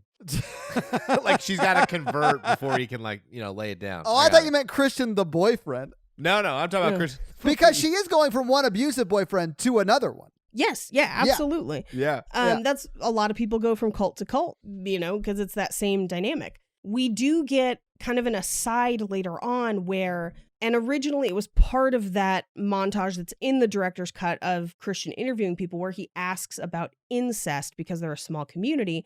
And they say, well, we have to bring people from the outside. That's why Danny's there. She's the person from the outside that's going to stay and breed in with the bloodline so that there's not incestual relationships. Yeah. Well, I mean, they do have a selective breeding program that creates the oracle through incest. That's, deliberate incest for that. Yes, one, it's very much like the Bene Gesserit Kwisatz Haderach in Dune, if that makes sense. It does. Oh, okay. That's a very good reference. Oh, thank you, sir. I'm surprised you got it, Mikey. That makes me so happy. I like how no one was surprised that I got it. Paige, this seems like some pretty dense nerd shit that you'd be into. Got it. Listen, Dune's great. Anyway, we see them cremate the bodies of the elders, and we cut to Danny sitting alone in a field. Christian approaches her. Now, this is kind of a short scene in this version, but in the director's cut, this is a whole extra argument where he accuses her of trying to ruin the trip, of forcing her way onto it. He says that she's trying to make him feel bad for forgetting her birthday by picking flowers for him. And he's basically gaslighting her about things that we've already seen in the film. Holy crap. It really hammers home that he is a shitty dude. And I would just, again, reiterate that they just watched two people kill themselves and their family hit them with hammers, and no one's talking about it. I would, my scene in that film would be like, hey, Danny, earlier where those people jumped off the cliff and got hit in the head with the hammers made me realize we got to get the fuck out of here. Because even if they're not a cult that's going to kill us, I don't want to do 8 more days of this. Well, and also they're still a cult, and we have to get away. Like, this is not a fun vacation for me anymore. And it's pretty here in Windows XP cult land, but I really want to see other things in Sweden, like the home of IKEA and shit. And the rest of my life. Like, best case scenario, this is a terrible vacation. Worst case scenario, we're gonna die. Yeah. Right. We cut back to the sleeping house where Danny takes a sleeping pill, and she awakes to the sound of everyone sneaking out without her. She follows them outside, where they get in a car and drive off, leaving her there. She opens her mouth to scream, and only car exhaust comes out. She relives the suicides from the day before, but now with her parents and her sister standing in for the bodies of the old people. Yeah. But it is all a dream. We cut back to the house where we see Maya staring at Danny, now sleeping again, rubbing a rune. She places the rune under Christian's bed. Josh sees her because he's not really asleep. Right. We see everyone get up, but Danny sleeps in because of the sleeping pill. Now, within the director's cut, the next few sequences play out a little bit differently. At some point, one of the commune members invites Danny and really everybody to a special ceremony that at first seems to be a play involving a tree, but then a young boy dressed as a tree volunteers for a ritual and basically says what's brave is going home. He's held up by two commune members and has a rock placed on top of him as if they're going to drown him in the local river, leading to his certain death. But they let him go for quote unquote proving his bravery. Now, Danny is obviously freaked out because she thinks she's about to watch another suicide. And it's not entirely clear if the ritual is staged or real. But something to note about it is that the outfit that the young boy is wearing is the one that we see on Connie later in the film. And she has, from the look of her skin and her body, clearly been drowned. So she is the stand-in for that young boy.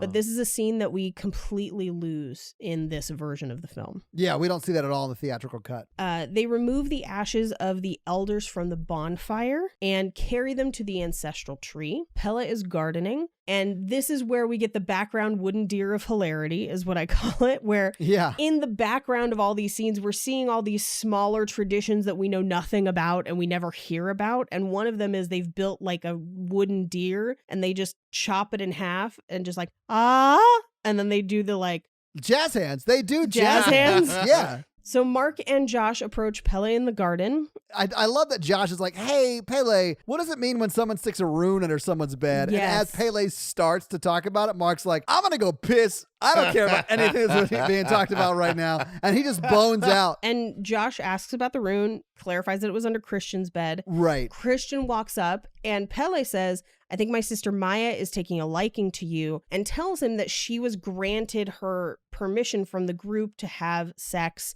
last year, which would have been at 15, meaning she is now 16 years old. Are those public hearings? No, it's those private meetings with Lady Civ, because all couplings are arranged. Oh, I was about to say, I would assume it was public because the sex is public. Yeah, probably. so- Like the rest of the cult takes a vote. Like, do you think like they're ready for sex? Let's vote. And like some poor kid, he's like 15. They're like, nah, not this year. He's like, nah. son of a bitch. If Mark had grown up in the cult, he'd still be a virgin. Right? Well, at this point, Mark goes over and pees on the tree in the clearing, and people freak out because it's their ancestral tree. Also, completely the cult's fault, though, because no one told him what that tree was. That's true. It's not marked. Paige, it has been marked. Yeah. My frustration was he's no closer to that tree than he is to any number of outhouses in the clearing. But this is 100% Pele's fault. It is. He didn't warn them about it. Here's my other thing.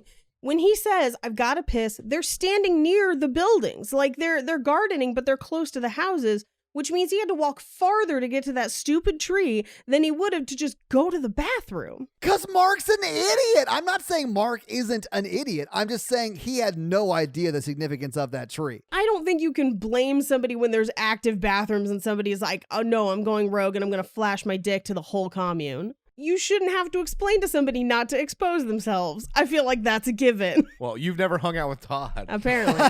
Wait, what? You would think with all the layers. I would never expose myself in public. It would take too long. Yeah, Paige, we that's why we make him wear all those wares for sure. When the second hoodie's on the ground, I know we're in trouble. Oh, man. We cut to the main sleeping house where Connie is briskly walking and gathering her bags. She runs into Danny and asks Danny if she's seen Simon. One of the elders follows Connie and says that Simon went ahead of her to the train station, which, hell no. Oh no. And that they're sending the truck back for you because there was only room for one in the truck. Danny overhears it and meets up with Christian as he's conducting one of those interviews. This is the one where we find out about incest. Yeah. And we find out that jobs are assigned based on traits that people show as children. She tells Christian Simon left without Connie, and Christian's not worried. He just doesn't really care. Yeah, everyone is an idiot. Danny walks over to the cooking house and gets invited inside to participate. And again, this is another case of how cults get people, because Josh and Christian are off doing their thing. Danny has nothing to do all day. So not only have they given her something to do, it's a sense of belonging, it's a purpose with people around her. Now she's not bored. It's as simple as involving somebody to start to break down their defenses. So she asks again if they've seen Simon, and everyone again says he was driven to the train station. So they invite her in and they're making meat pies, and this is where we see Maya making a very specific meat pie. Ooh. Taco Bell. Mikey, no. We cut to their sacred ritual house where Josh is learning about their sacred book, and it is literally like finger painted. It's not necessarily written in words. The elder tells him that it's a work that's constantly in progress and there are hundreds of them, and that Reuben, the person with albinism that we've seen earlier in the film, is the person writing them. He's got more than albinism. Yeah, they don't clarify exactly what they have. They refer to him as disabled, but we don't get a clarifying. We do know that he has albinism, but that's about it. Yeah, he looks like he's got elephantitis. A little bit. His face is deformed on some level. Yeah, but he draws or finger paints in the books, and they interpret, and they say that he is unclouded by normal cognition and therefore open for the source of spirituality. And Josh asks what happens when he dies. You know, do you wait for another person to be born like this? And they say no, he is a deliberate product of inbreeding.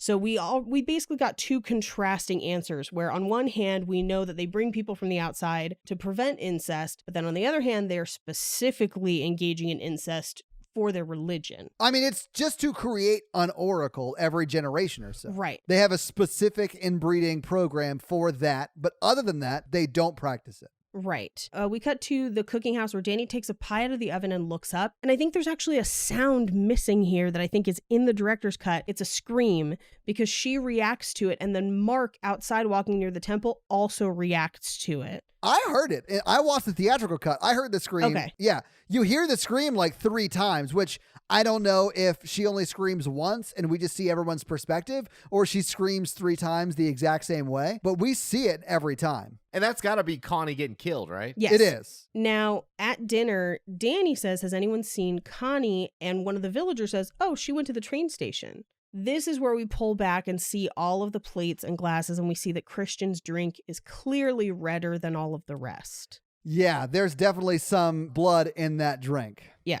Danny says, why would he leave without her? And then turns to Christian and says, I could see you possibly doing that. In the theatrical cut, this seems like a bit of a jump, because we're just like, where did that come from? Oh, I feel like it made perfect sense. Yeah. Yeah, I think she was fine in the theatrical cut to be snippy. Yeah. He's a dick. He's the worst. Mark looks across the table and is still getting glares because they're mad about their ancestral tree. Josh is clearly already unsettled. I think this is the point at which Josh is plotting potentially to leave and doesn't tell anyone else. Headcanon. Okay. Yeah, we don't see any indication of that, but if I was Josh, I would be planning on leaving. Yeah. Because he asks Christian about, did you learn about the book? And Christian is like, oh, now you want to collaborate. And Josh is like, never mind. He's like, no, I don't want to collaborate at all.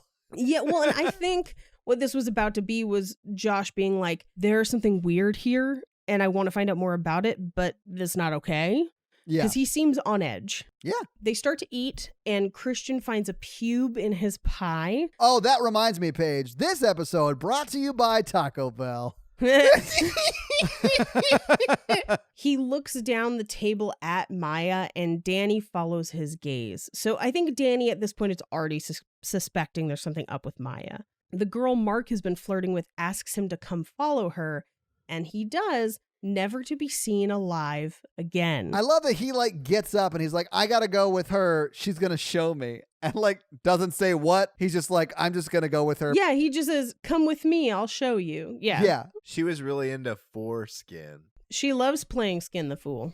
Well, and he is the fool. I mean, we see him with the jester's hat on later. Yep. We cut to nighttime where Josh gives Danny a sleeping pill, but he lies down in his bed with his shoes on. He sneaks out into their ritual house in the middle of the night, and he photographs pages of the book on his phone, and he's doing so quickly. This is another case where we have a mirror. He passes Reuben, who is asleep in the corner. As he's photographing the photos, we see in the mirror ahead of him someone enter the room. Yeah. He turns, he thinks it's Mark, but that's only because it's one of the Harga wearing Mark's skin. They bludgeon Josh to death with a large hammer, and he bleeds out on the floor before he's dragged away. This scene was hard. Yeah, that linger on him as he's bleeding out through his skull, and then that quick jerk where he gets dragged out of the shot. Oof, that was much. That was a lot. According to Ari Aster, it's the guy wearing Mark's skin, but then it's somebody else with the hammer. So he says that the person with the hammer is Pele, but we don't see that in the film at all. That's what I thought. Christian and Danny awake to find Mark and Josh missing. Christian isn't too concerned, but Danny is.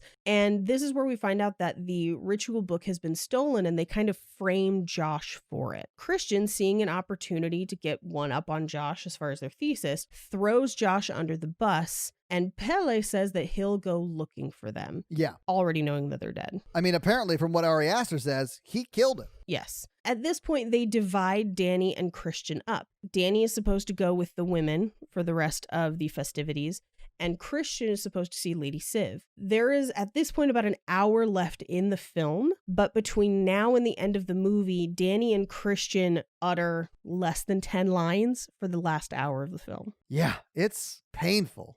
So we cut to someone blending flowers into a drink and passing it out to all the girls participating in the May Queen dance contest. They tell Danny it's tea for the competition. Pew, pew, pew, pew, pew, pew. May Queen dance contest. Woo! Come on down, all you potential May Queens. Make sure you take your mushroom juice and get on the dance floor while we pretty much just do dance in circles. Yeah, they it's a traditional May Queen dance. It's Right. a maypole dance. And honestly, I really feel like Danny was right to take those traditional maypole dance classes back in the States before she got here, because man, she was good. She knew every step. most of them, I think they're just kind of dragging her along. That is true, yeah. This is 100% the worst pole dancing competition I've ever seen. So Danny looks down and she sees grass growing out of her shoes, much like earlier in the film with the mushroom tea. So at this point, she knows that she has been drugged. Yeah, she's tripping balls, baby. And she starts to panic, but everyone else looks calm and everyone else drank the same thing. She looks on as one of the elder women tells the story of the May Queen dance, and whoever dances the longest wins. We cut to the inside of Lady Civ's house and a picture of a flaming bear and some very suggestive flowers. Lady Civ invites Christian into her house. The walls are covered with illustrations. She sits across from him. He sits down and immediately starts talking about Josh. He thinks it's about Josh, and she says, "Actually, I wanted to talk to you about Maya. You've been approved to mate with her.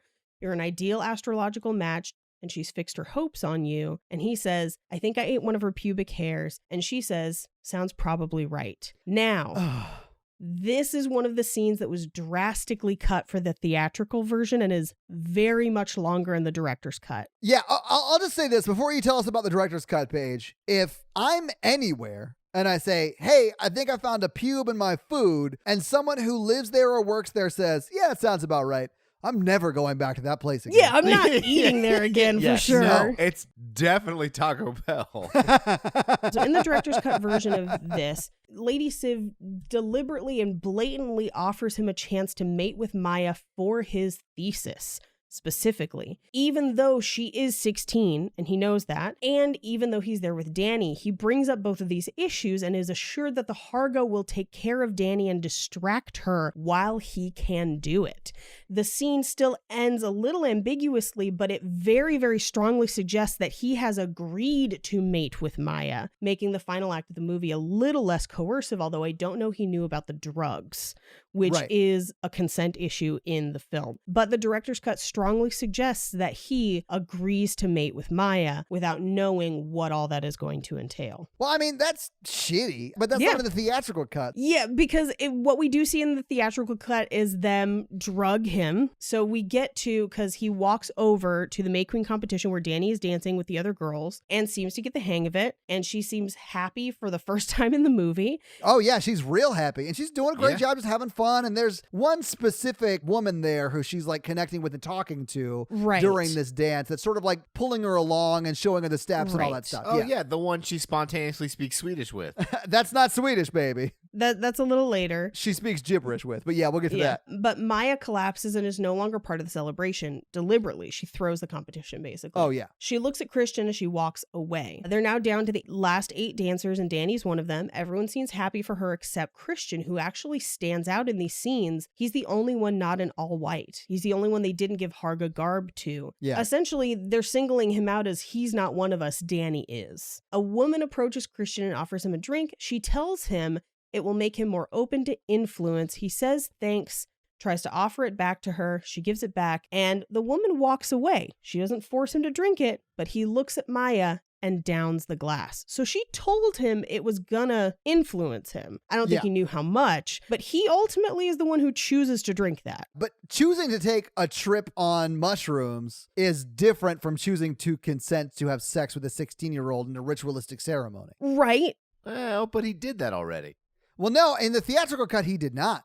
In the theatrical cut, it leaves it a little bit more ambiguous. I think the director's cut makes it a little more clear cut that he had a little bit more action in that than the theatrical cut. The theatrical cut is definitely more coercive and is definitely a problem. I honestly don't think it matters either way, but only because it's not like the cult is a good thing. No. The cult is just as bad, if not worse, than he is. So it doesn't really matter story-wise, but it's just very off-putting on every level. Meanwhile, Danny continues dancing.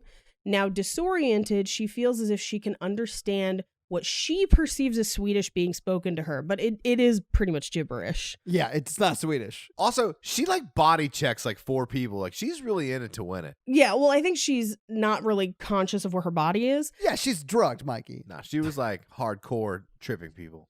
The girl that she's speaking with falls, and Danny is the new May Queen. Now, we have seen people like Maya fall and a few other girls fall. It's possible that everyone threw the competition to make her the May Queen. It's possible that this was predetermined. Oh, I 100% thought it was thrown. Yeah. Oh, I did too. Which, again, it's the cult being manipulative. They place a giant crown of flowers on her head as everyone celebrates. They take a photo just like the ones we saw in the house. And Christian is left alone by the maypole as everyone pulls her in for hugs and celebrations. As she moves through the crowd, she sees both her parents and her sister within the cult. And again, she's drugged, but Pele runs up and kisses her full on the mouth. They put her on a small pedestal and carry her while singing to the feast, leaving Christian behind. It's in this scene when they have her on the pedestal that you can see her sister's face in the trees behind her. They seat her at the head of the table, with Christian on the far other side. As she sits, they all sit. As she eats, they all eat. And she begins to see the flowers and leaves around her and on the table breathing in and out as if they're alive. Yeah. Much like the psychedelics she took earlier in the film. Christian, on the other hand, is clearly having a bad reaction to the drink that was given to him. At the same time, Danny is given a herring for good luck. They tell her she has to eat it whole. She can't, but she tried, and they give her cheers for trying. Christian turns to the man next to him, who claps in his face, which is very jarring. It was a very cool shot, though, watching the ripple of the clap. I thought it was very cool. They give a toast to the May Queen, and the girl seated to Danny's right says, "You're part of our family now, yes? Sisters."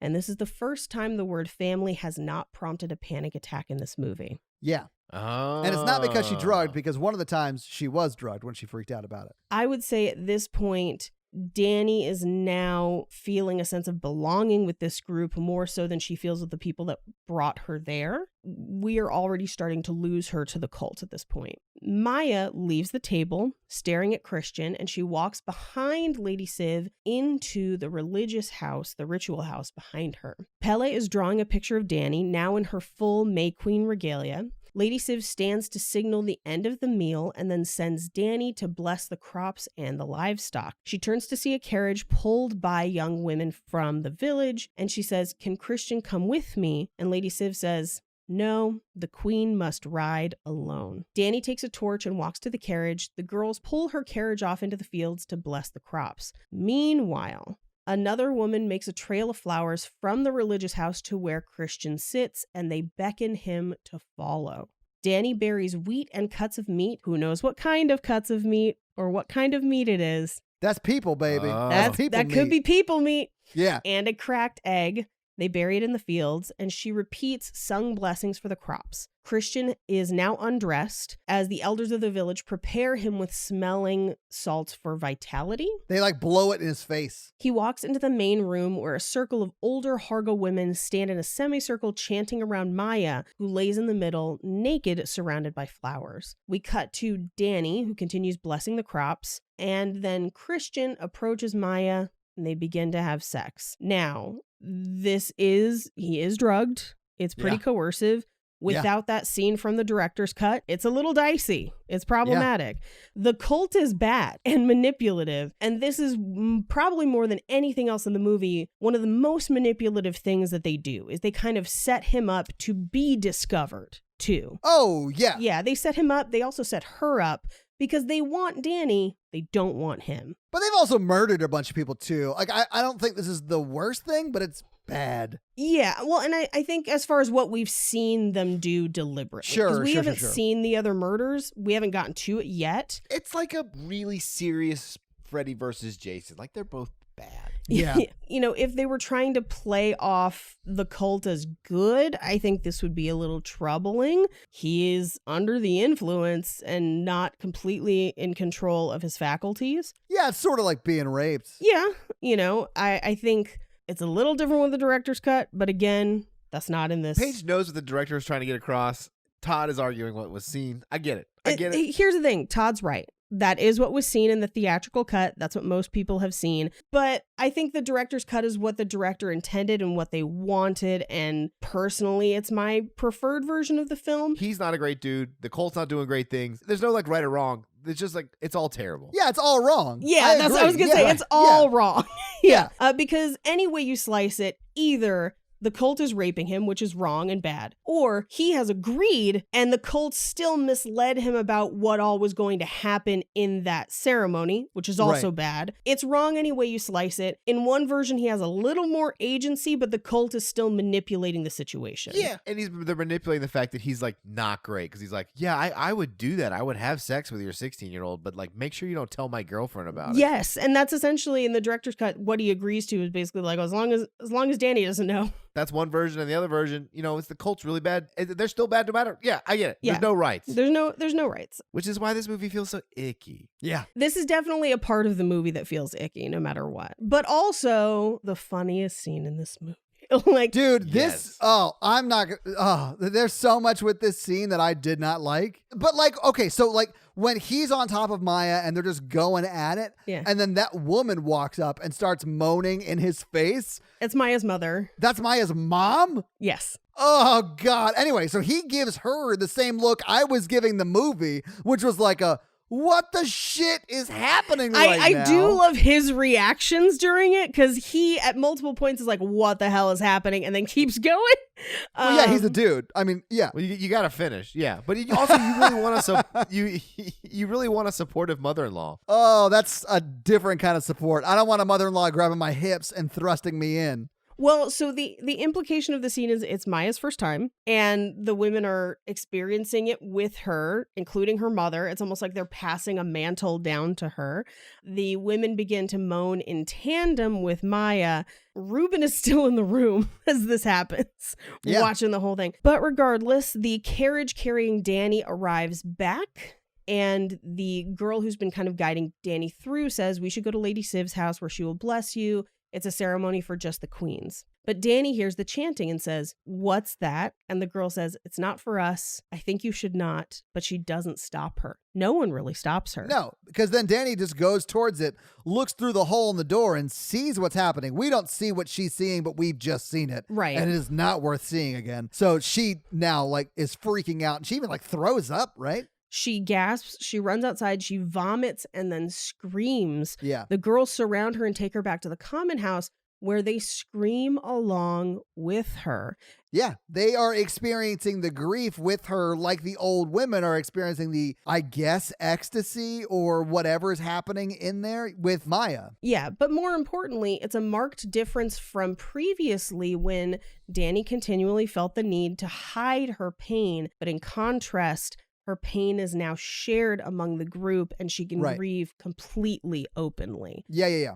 this is where there's point of no return for her at this point. She's in Yeah, the cult. because they're openly accepting her grief and experiencing it with her. I mean, I thought she would be kind of mad because like a third of the cult slept with her boyfriend. I think she suspected Christian was gonna do it no matter what. And she doesn't know he's drugged. So for all she knows, he instigated it. Because they're playing on what she thinks about Christian, because she doesn't know the reality of what's happened.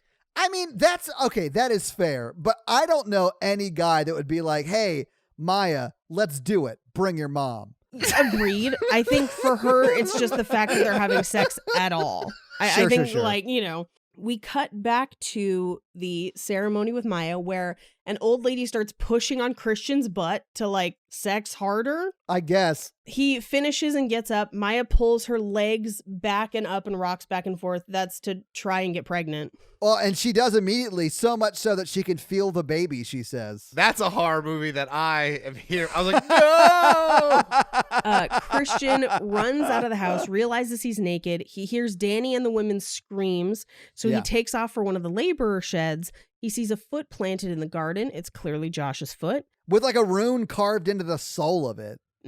He runs to what I believe is the chicken coop, only to find Simon flayed open with his lungs and ribs pulled out as wings. Oof. It's unclear if it's the drugs or if it's reality, but it appears that Simon's lungs are inflating and deflating. It looks like he's breathing. Yeah, meaning he is still breathing. Yeah.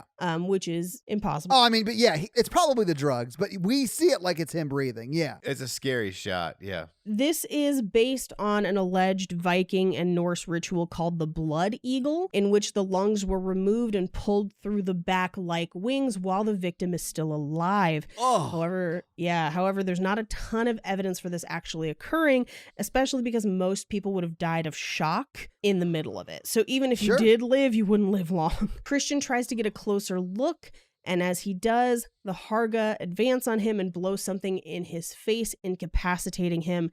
It's likely scopolamine. He wakes to the voice of the woman who gave him the drink the day before. She has manually opened his eyes. She lets him know that he can't move or speak. And we pull back to reveal a ceremony where Danny is perched on a dais in a pile of flowers, like a cape of flowers. Yeah, it's like a dress that starts at her neck and goes out like a big triangle down. Yeah. It's very avant-garde artsy, and I love it, but not very practical. Oh, it's not. When we see her like in grief later in the movie, she looks like a slug moving across the grass, Yes. but covered in flowers. Yeah. Covered in flowers. We find out that the Harga will sacrifice 9 lives, 4 from Harga, 1 chosen by the queen, and 4 from outside, 9 in all, to die and be reborn. The new bloods are already supplied, meaning Connie and Simon, as well as Mark and Josh. And then from the Harga, they have 2 already dedicated, the elderly people from before, and 2 have volunteered. The 2 volunteers are Ingmar and Ulf, who's the ancestral tree guy. And Pele brought new blood and the new May Queen, so he's honored for his intuition. So he has like an extra fancy flower crown. Yeah, he does. Then they say that the queen gets to choose between a new blood and a Harga. They bingo pick the Harga. I know. I thought that was insane that they do like literal bingo. Yeah. Yes, and it's Toolbjorn, who steps forward, never to be seen or talked about in the story again. He's just in this one scene. His name is actually Swedish for B7. That's great. I like that. That's really I'm funny. I'm here for it. Thank you. I think it'd been funny if his name was Free Space. Free space. So these are the 2 candidates that she has to choose from, and they say that they patiently await her verdict. We get a close-up on Danny, who looks insanely sad, but also so beautiful with all the flowers. Like, it's the prettiest, saddest shot in this movie. And then we cut to the next scene where the body of Connie is being carried via wheelbarrow to the yellow A-frame house. Yeah. Next comes the body of Mark, now only skin stuffed with straw. In the house, it is filled with hay bales, and they prop up the dead bodies of Connie, Simon, Mark, and Josh, along with the statues representing the two Harga from the Atastupa. We cut to one of the labor sheds where one of the older Harga is showing the young boys how to skin a bear. Christian sits immobile in the corner. They wheel him to the table and put him inside the bear skin. They then place the Christian bear hybrid in the house, and they give him a speech that basically says, now is your time to reflect on your wickedness. So like they also think Christian's a bad guy? I mean, everyone who sees the way Christian behaves thinks Christian's a bad guy. That did not surprise me. My question was, if Christian wasn't a bad guy, who has to be the bear? Like, is the bear always the bad guy? Because the whole speech is like evil beast or whatever. Oh, I got the impression that whoever the May Queen picks has the honor of being the bear. Oh. Because he is positioned in the center of this pyramid. Yeah. Okay. It's whoever Danny finds unbearable. Oh, hell yes. Jeez. I love it, Mikey. I like how we're trying to find jokes where there literally should be none. Yep. And yep. listen, I appreciate what your hard work you're doing right now. So Ingmar and Ulf sit in the house where they are given sap from the yew tree. To Ulf, they say, feel no pain. To Ingmar, they say, feel no fear. That's going to be important in a couple minutes. And much like a lot of homeopathic remedies, we find out very shortly that they absolutely do not work. Yep, the three Harga walk in with torches and light the hay bales. The house itself begins to burn with everyone inside. Yeah. Danny looks on, at first horrified, but then inside the yellow house, Ingmar, Ulf, and Christian begin to burn alive. And scream. Ingmar and Ulf scream very much in pain and fear. Basically recognition that everything the cult has told them is fake, but now it's too late and there's no one that they can tell or warn. Yeah, it's almost a scream that with inside that scream, what they're actually saying is, my life has been a lie! Yes. The Hargas chant in mourning, but soon their screams turn to frenzy. Danny, coughing from smoke in her May Queen flower pile, coughs and looks on at the Harga's grief. She turns back to the burning house, and a smile creeps across her face as the Harga turn from frenzy to celebration behind her. And that's the movie. All right, so having seen the movie, having talked about it, what do you guys think, Paige? Still really love it. Still really enjoy it. I know you love it, right? I don't think my opinion of it has changed. After knowing all the director's cut stuff, I honestly wish they hadn't cut anything. It makes me hate Christian more. I don't really think I needed that, but I do feel like this movie is just about someone who is in a codependent relationship that's sort of abusive, going from that relationship to another one. Yeah. And there's no real growth on her part. It is just her, I don't know, just nothing really happens in this movie except she trades an abusive boyfriend for an abusive cult. Yeah. And here's the thing. I don't necessarily know that it's growth as much as it's descent into madness. Yeah.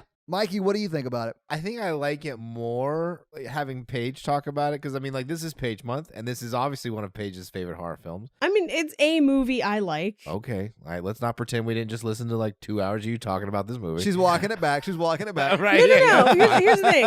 You guys already did the thing. I didn't get to gush on that one, so. No, but I mean, hearing you talk about it made me like it more.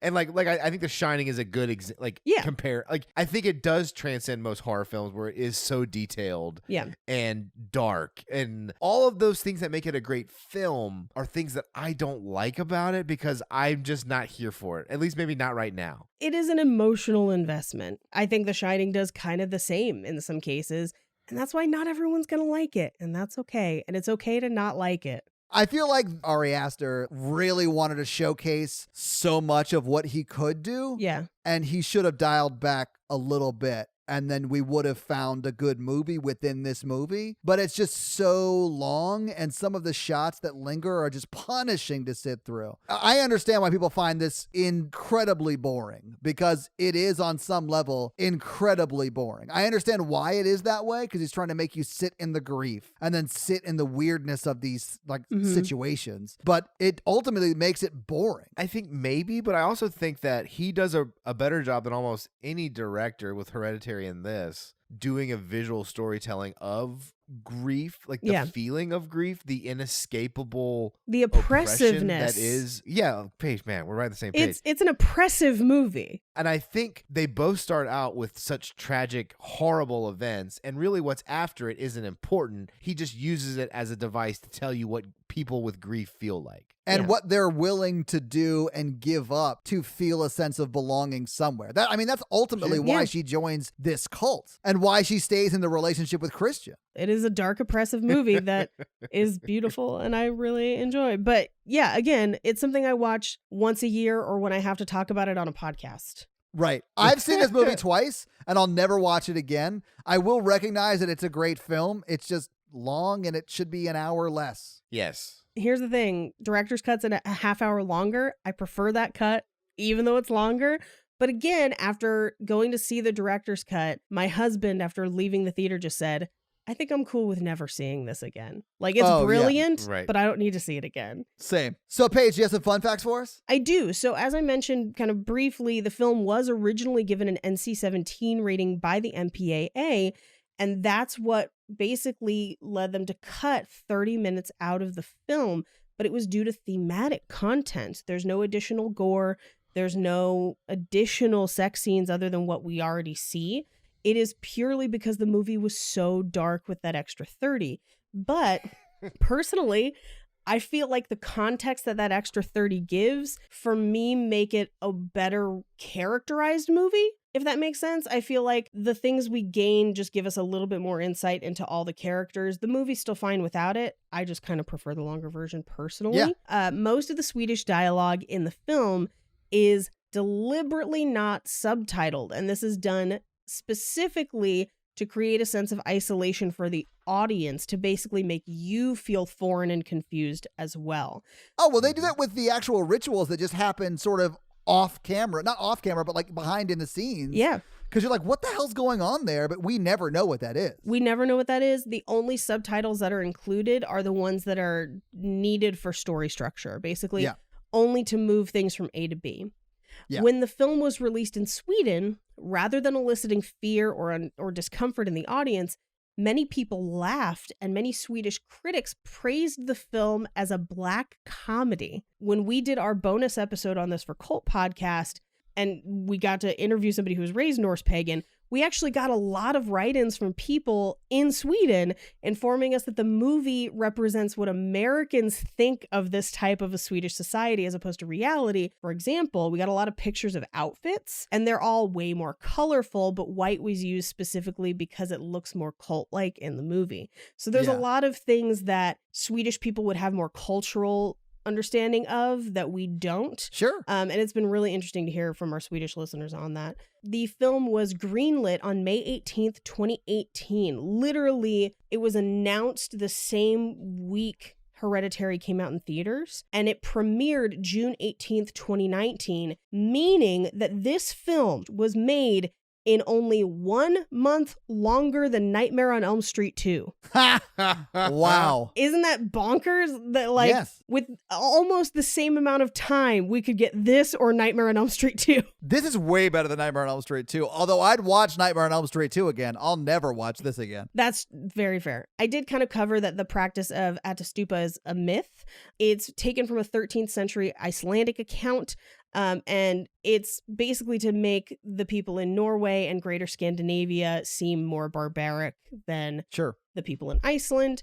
Jack Rayner, who stars in the movie as Christian, has played cult members and temporary cult leaders before on the CBS All Access show Strange Angel, which is about Jack Parsons, based on the book Strange Angel.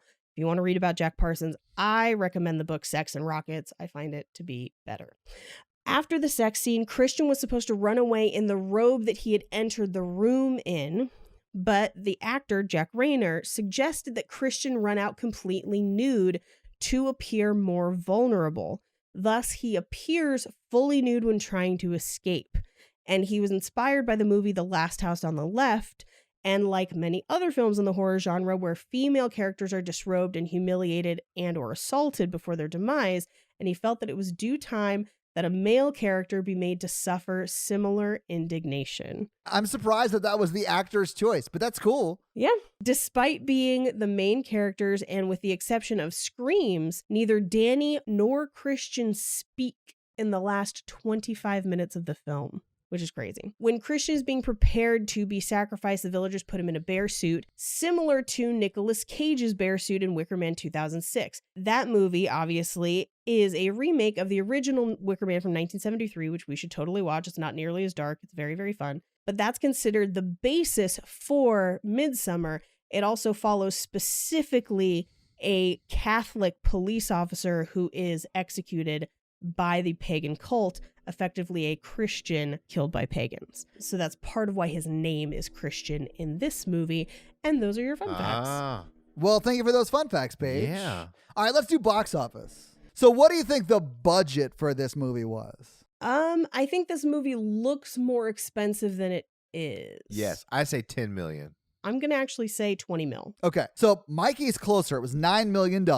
Real? This looks Yeah. amazing for $9 million. Right? This looks like a $30 million movie to me. I mean, I don't think so, because there's not very many locations. That's you have true. like 4 or 5 sets in the States, and then you build that one compound, and that's it. And that compound is the movie's playground. I think it's just well shot. I think so too. So this movie came out on July 5th, 2019, and it was 6th the week it came out. It was beat by Spider-Man Far From Home, Toy Story 4, Yesterday, Annabelle Comes Home, the live action Aladdin, and then Midsommar was 6th that week. What do you guys think it made in its first weekend in domestic theaters? If it came in 6th, this was middle of the summer. Yeah. Probably like $5 $5 million. Yeah, I was going to say like 5 million maybe. Yeah, it's 6.5 million actually. So a little bit Okay. better than that, which isn't terrible on a 9 million budget. It made Yeah. almost 2/3 of that back within its first weekend. It went on to make 27 million domestically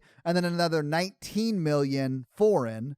So it made $46 million That's not bad. total box office. But this went on to make another $2.4 million at home DVD and Blu-ray sales. So it went on to make close to $50 million, like 48.5, right around there, total gross. To put it into perspective, Hereditary, that came out around the same time a year before, made $81 million at the box office, international and domestic, and another $4.5 million.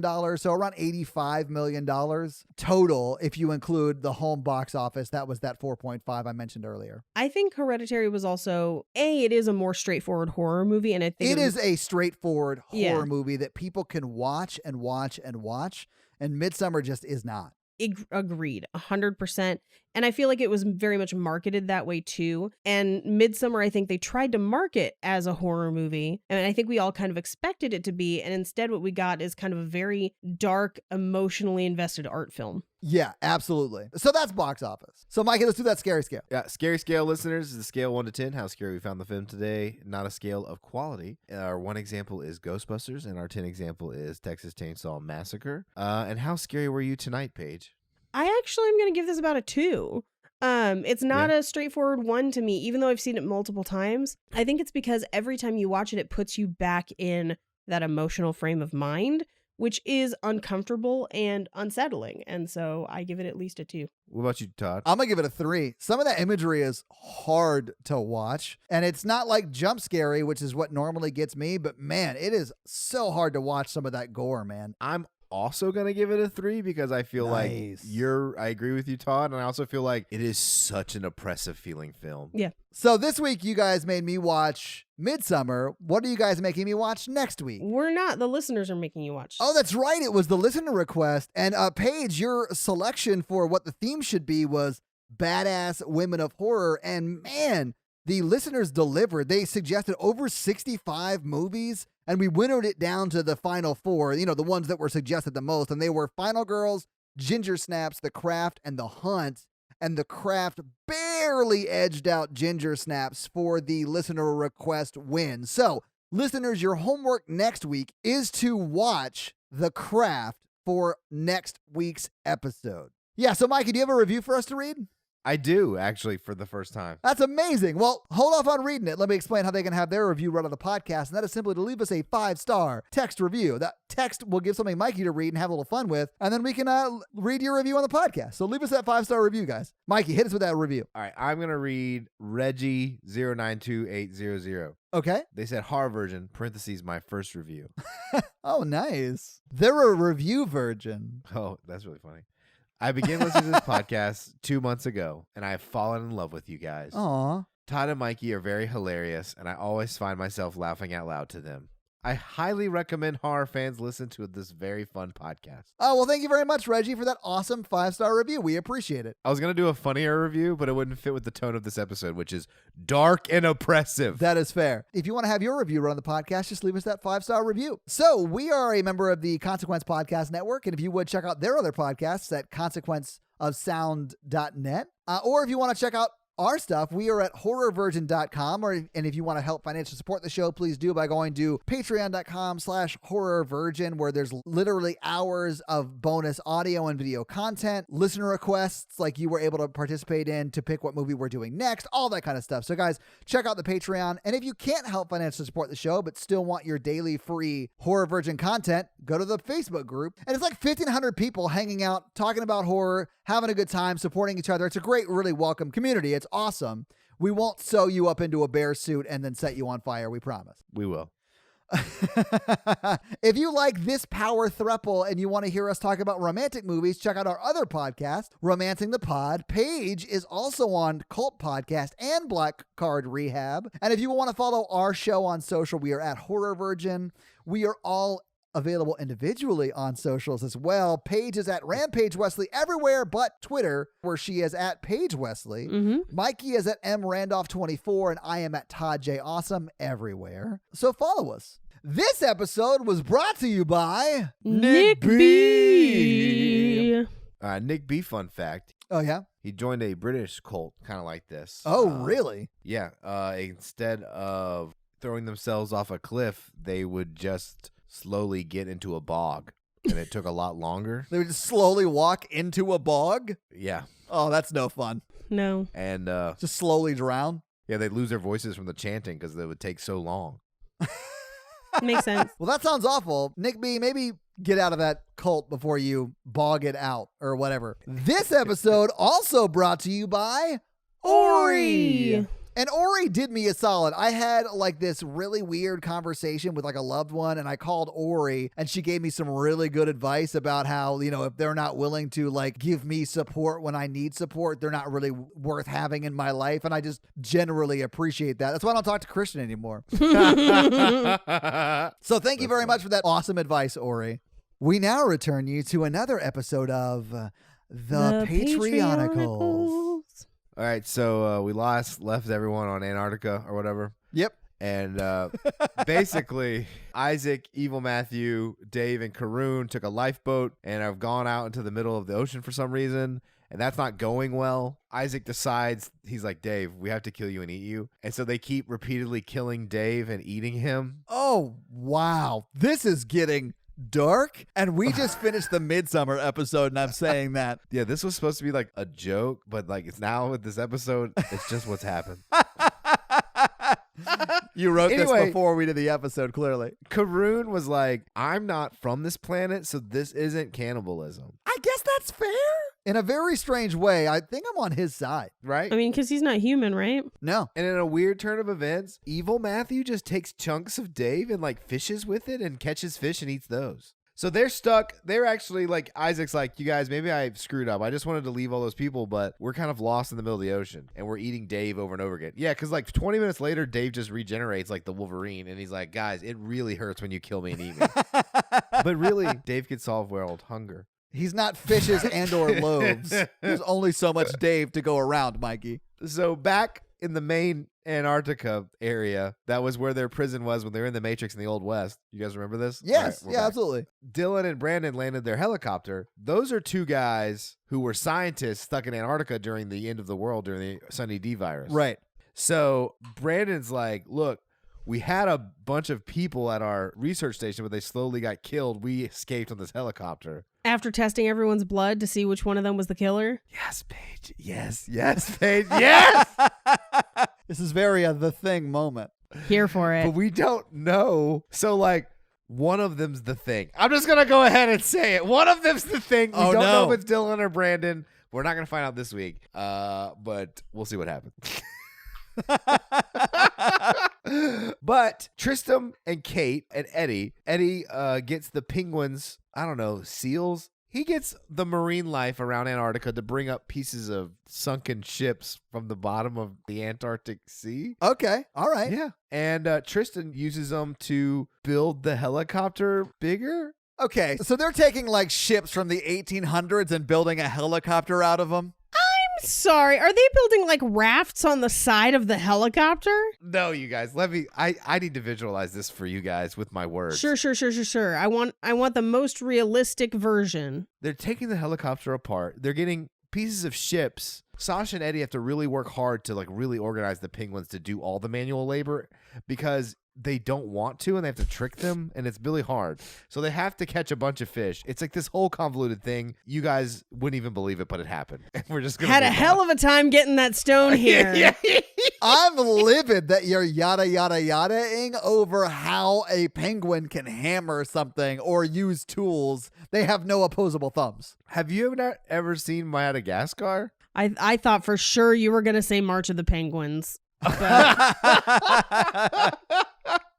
Okay, so anyway, the ships are not 1800 ships. They're like early 1900 ships. Were like explorers. Were like Shackleton's expedition. Yeah, that makes complete sense. Yeah, totally different. They have metal. So anyway, they're fusing all the metal together to make like a Mad Max style Chinook Okay. that also can land in the water. Yeah, that sounds good too. And I don't know how it's fueled, but it's like they're trying to build the thing to escape Antarctica. Anyway, they all get in it and they're like, well, where are we going to go? And they're like, Dylan was like, we definitely need to go where the most people are. Like right now. Like we totally have to go where the most people are. And Brandon is like, I don't know why he's saying that. That's kind of weird. I don't know if we had a thing kill all our people, and now he's acting a little bizarre, but we tested our blood, and then I was like, what are you talking about? They're like, don't worry about it. So anyway, on the radio, they get a message. He's like, my name is Scott. I'm the mayor of Freetown in Greenland. Yeah. And he's like, we've fought back the zombies, and we've destroyed 2 flying submarine things that the Illuminati control. Oh, look at them. Anyway, Scott's like, please come. The Illuminati suck. We have a free city. We don't know how long we're going to last, but we have a lot of people here. And then Brandon's like, definitely go there. So they set the course of their little helicopter and they head that way. And that's the end of this week's episode. Is Scott just luring our heroes there to take advantage of them? How many Daves would it take to solve world hunger? Did they do a test flight before our crew got into Frankencopter? Or did they just like pray it would work on the first go? Find out next week on another episode of The Patreonicals. That's going to be it for us this week, guys. I'm Paige. I'm Mikey. And I'm your horror virgin, Todd. Keep it ooky spooky. Have a great week. Bye! Pagan nerds. Todd, do you know what the Harkas eat for breakfast? What? Bear claws. Oh my God, I hate you so much right now.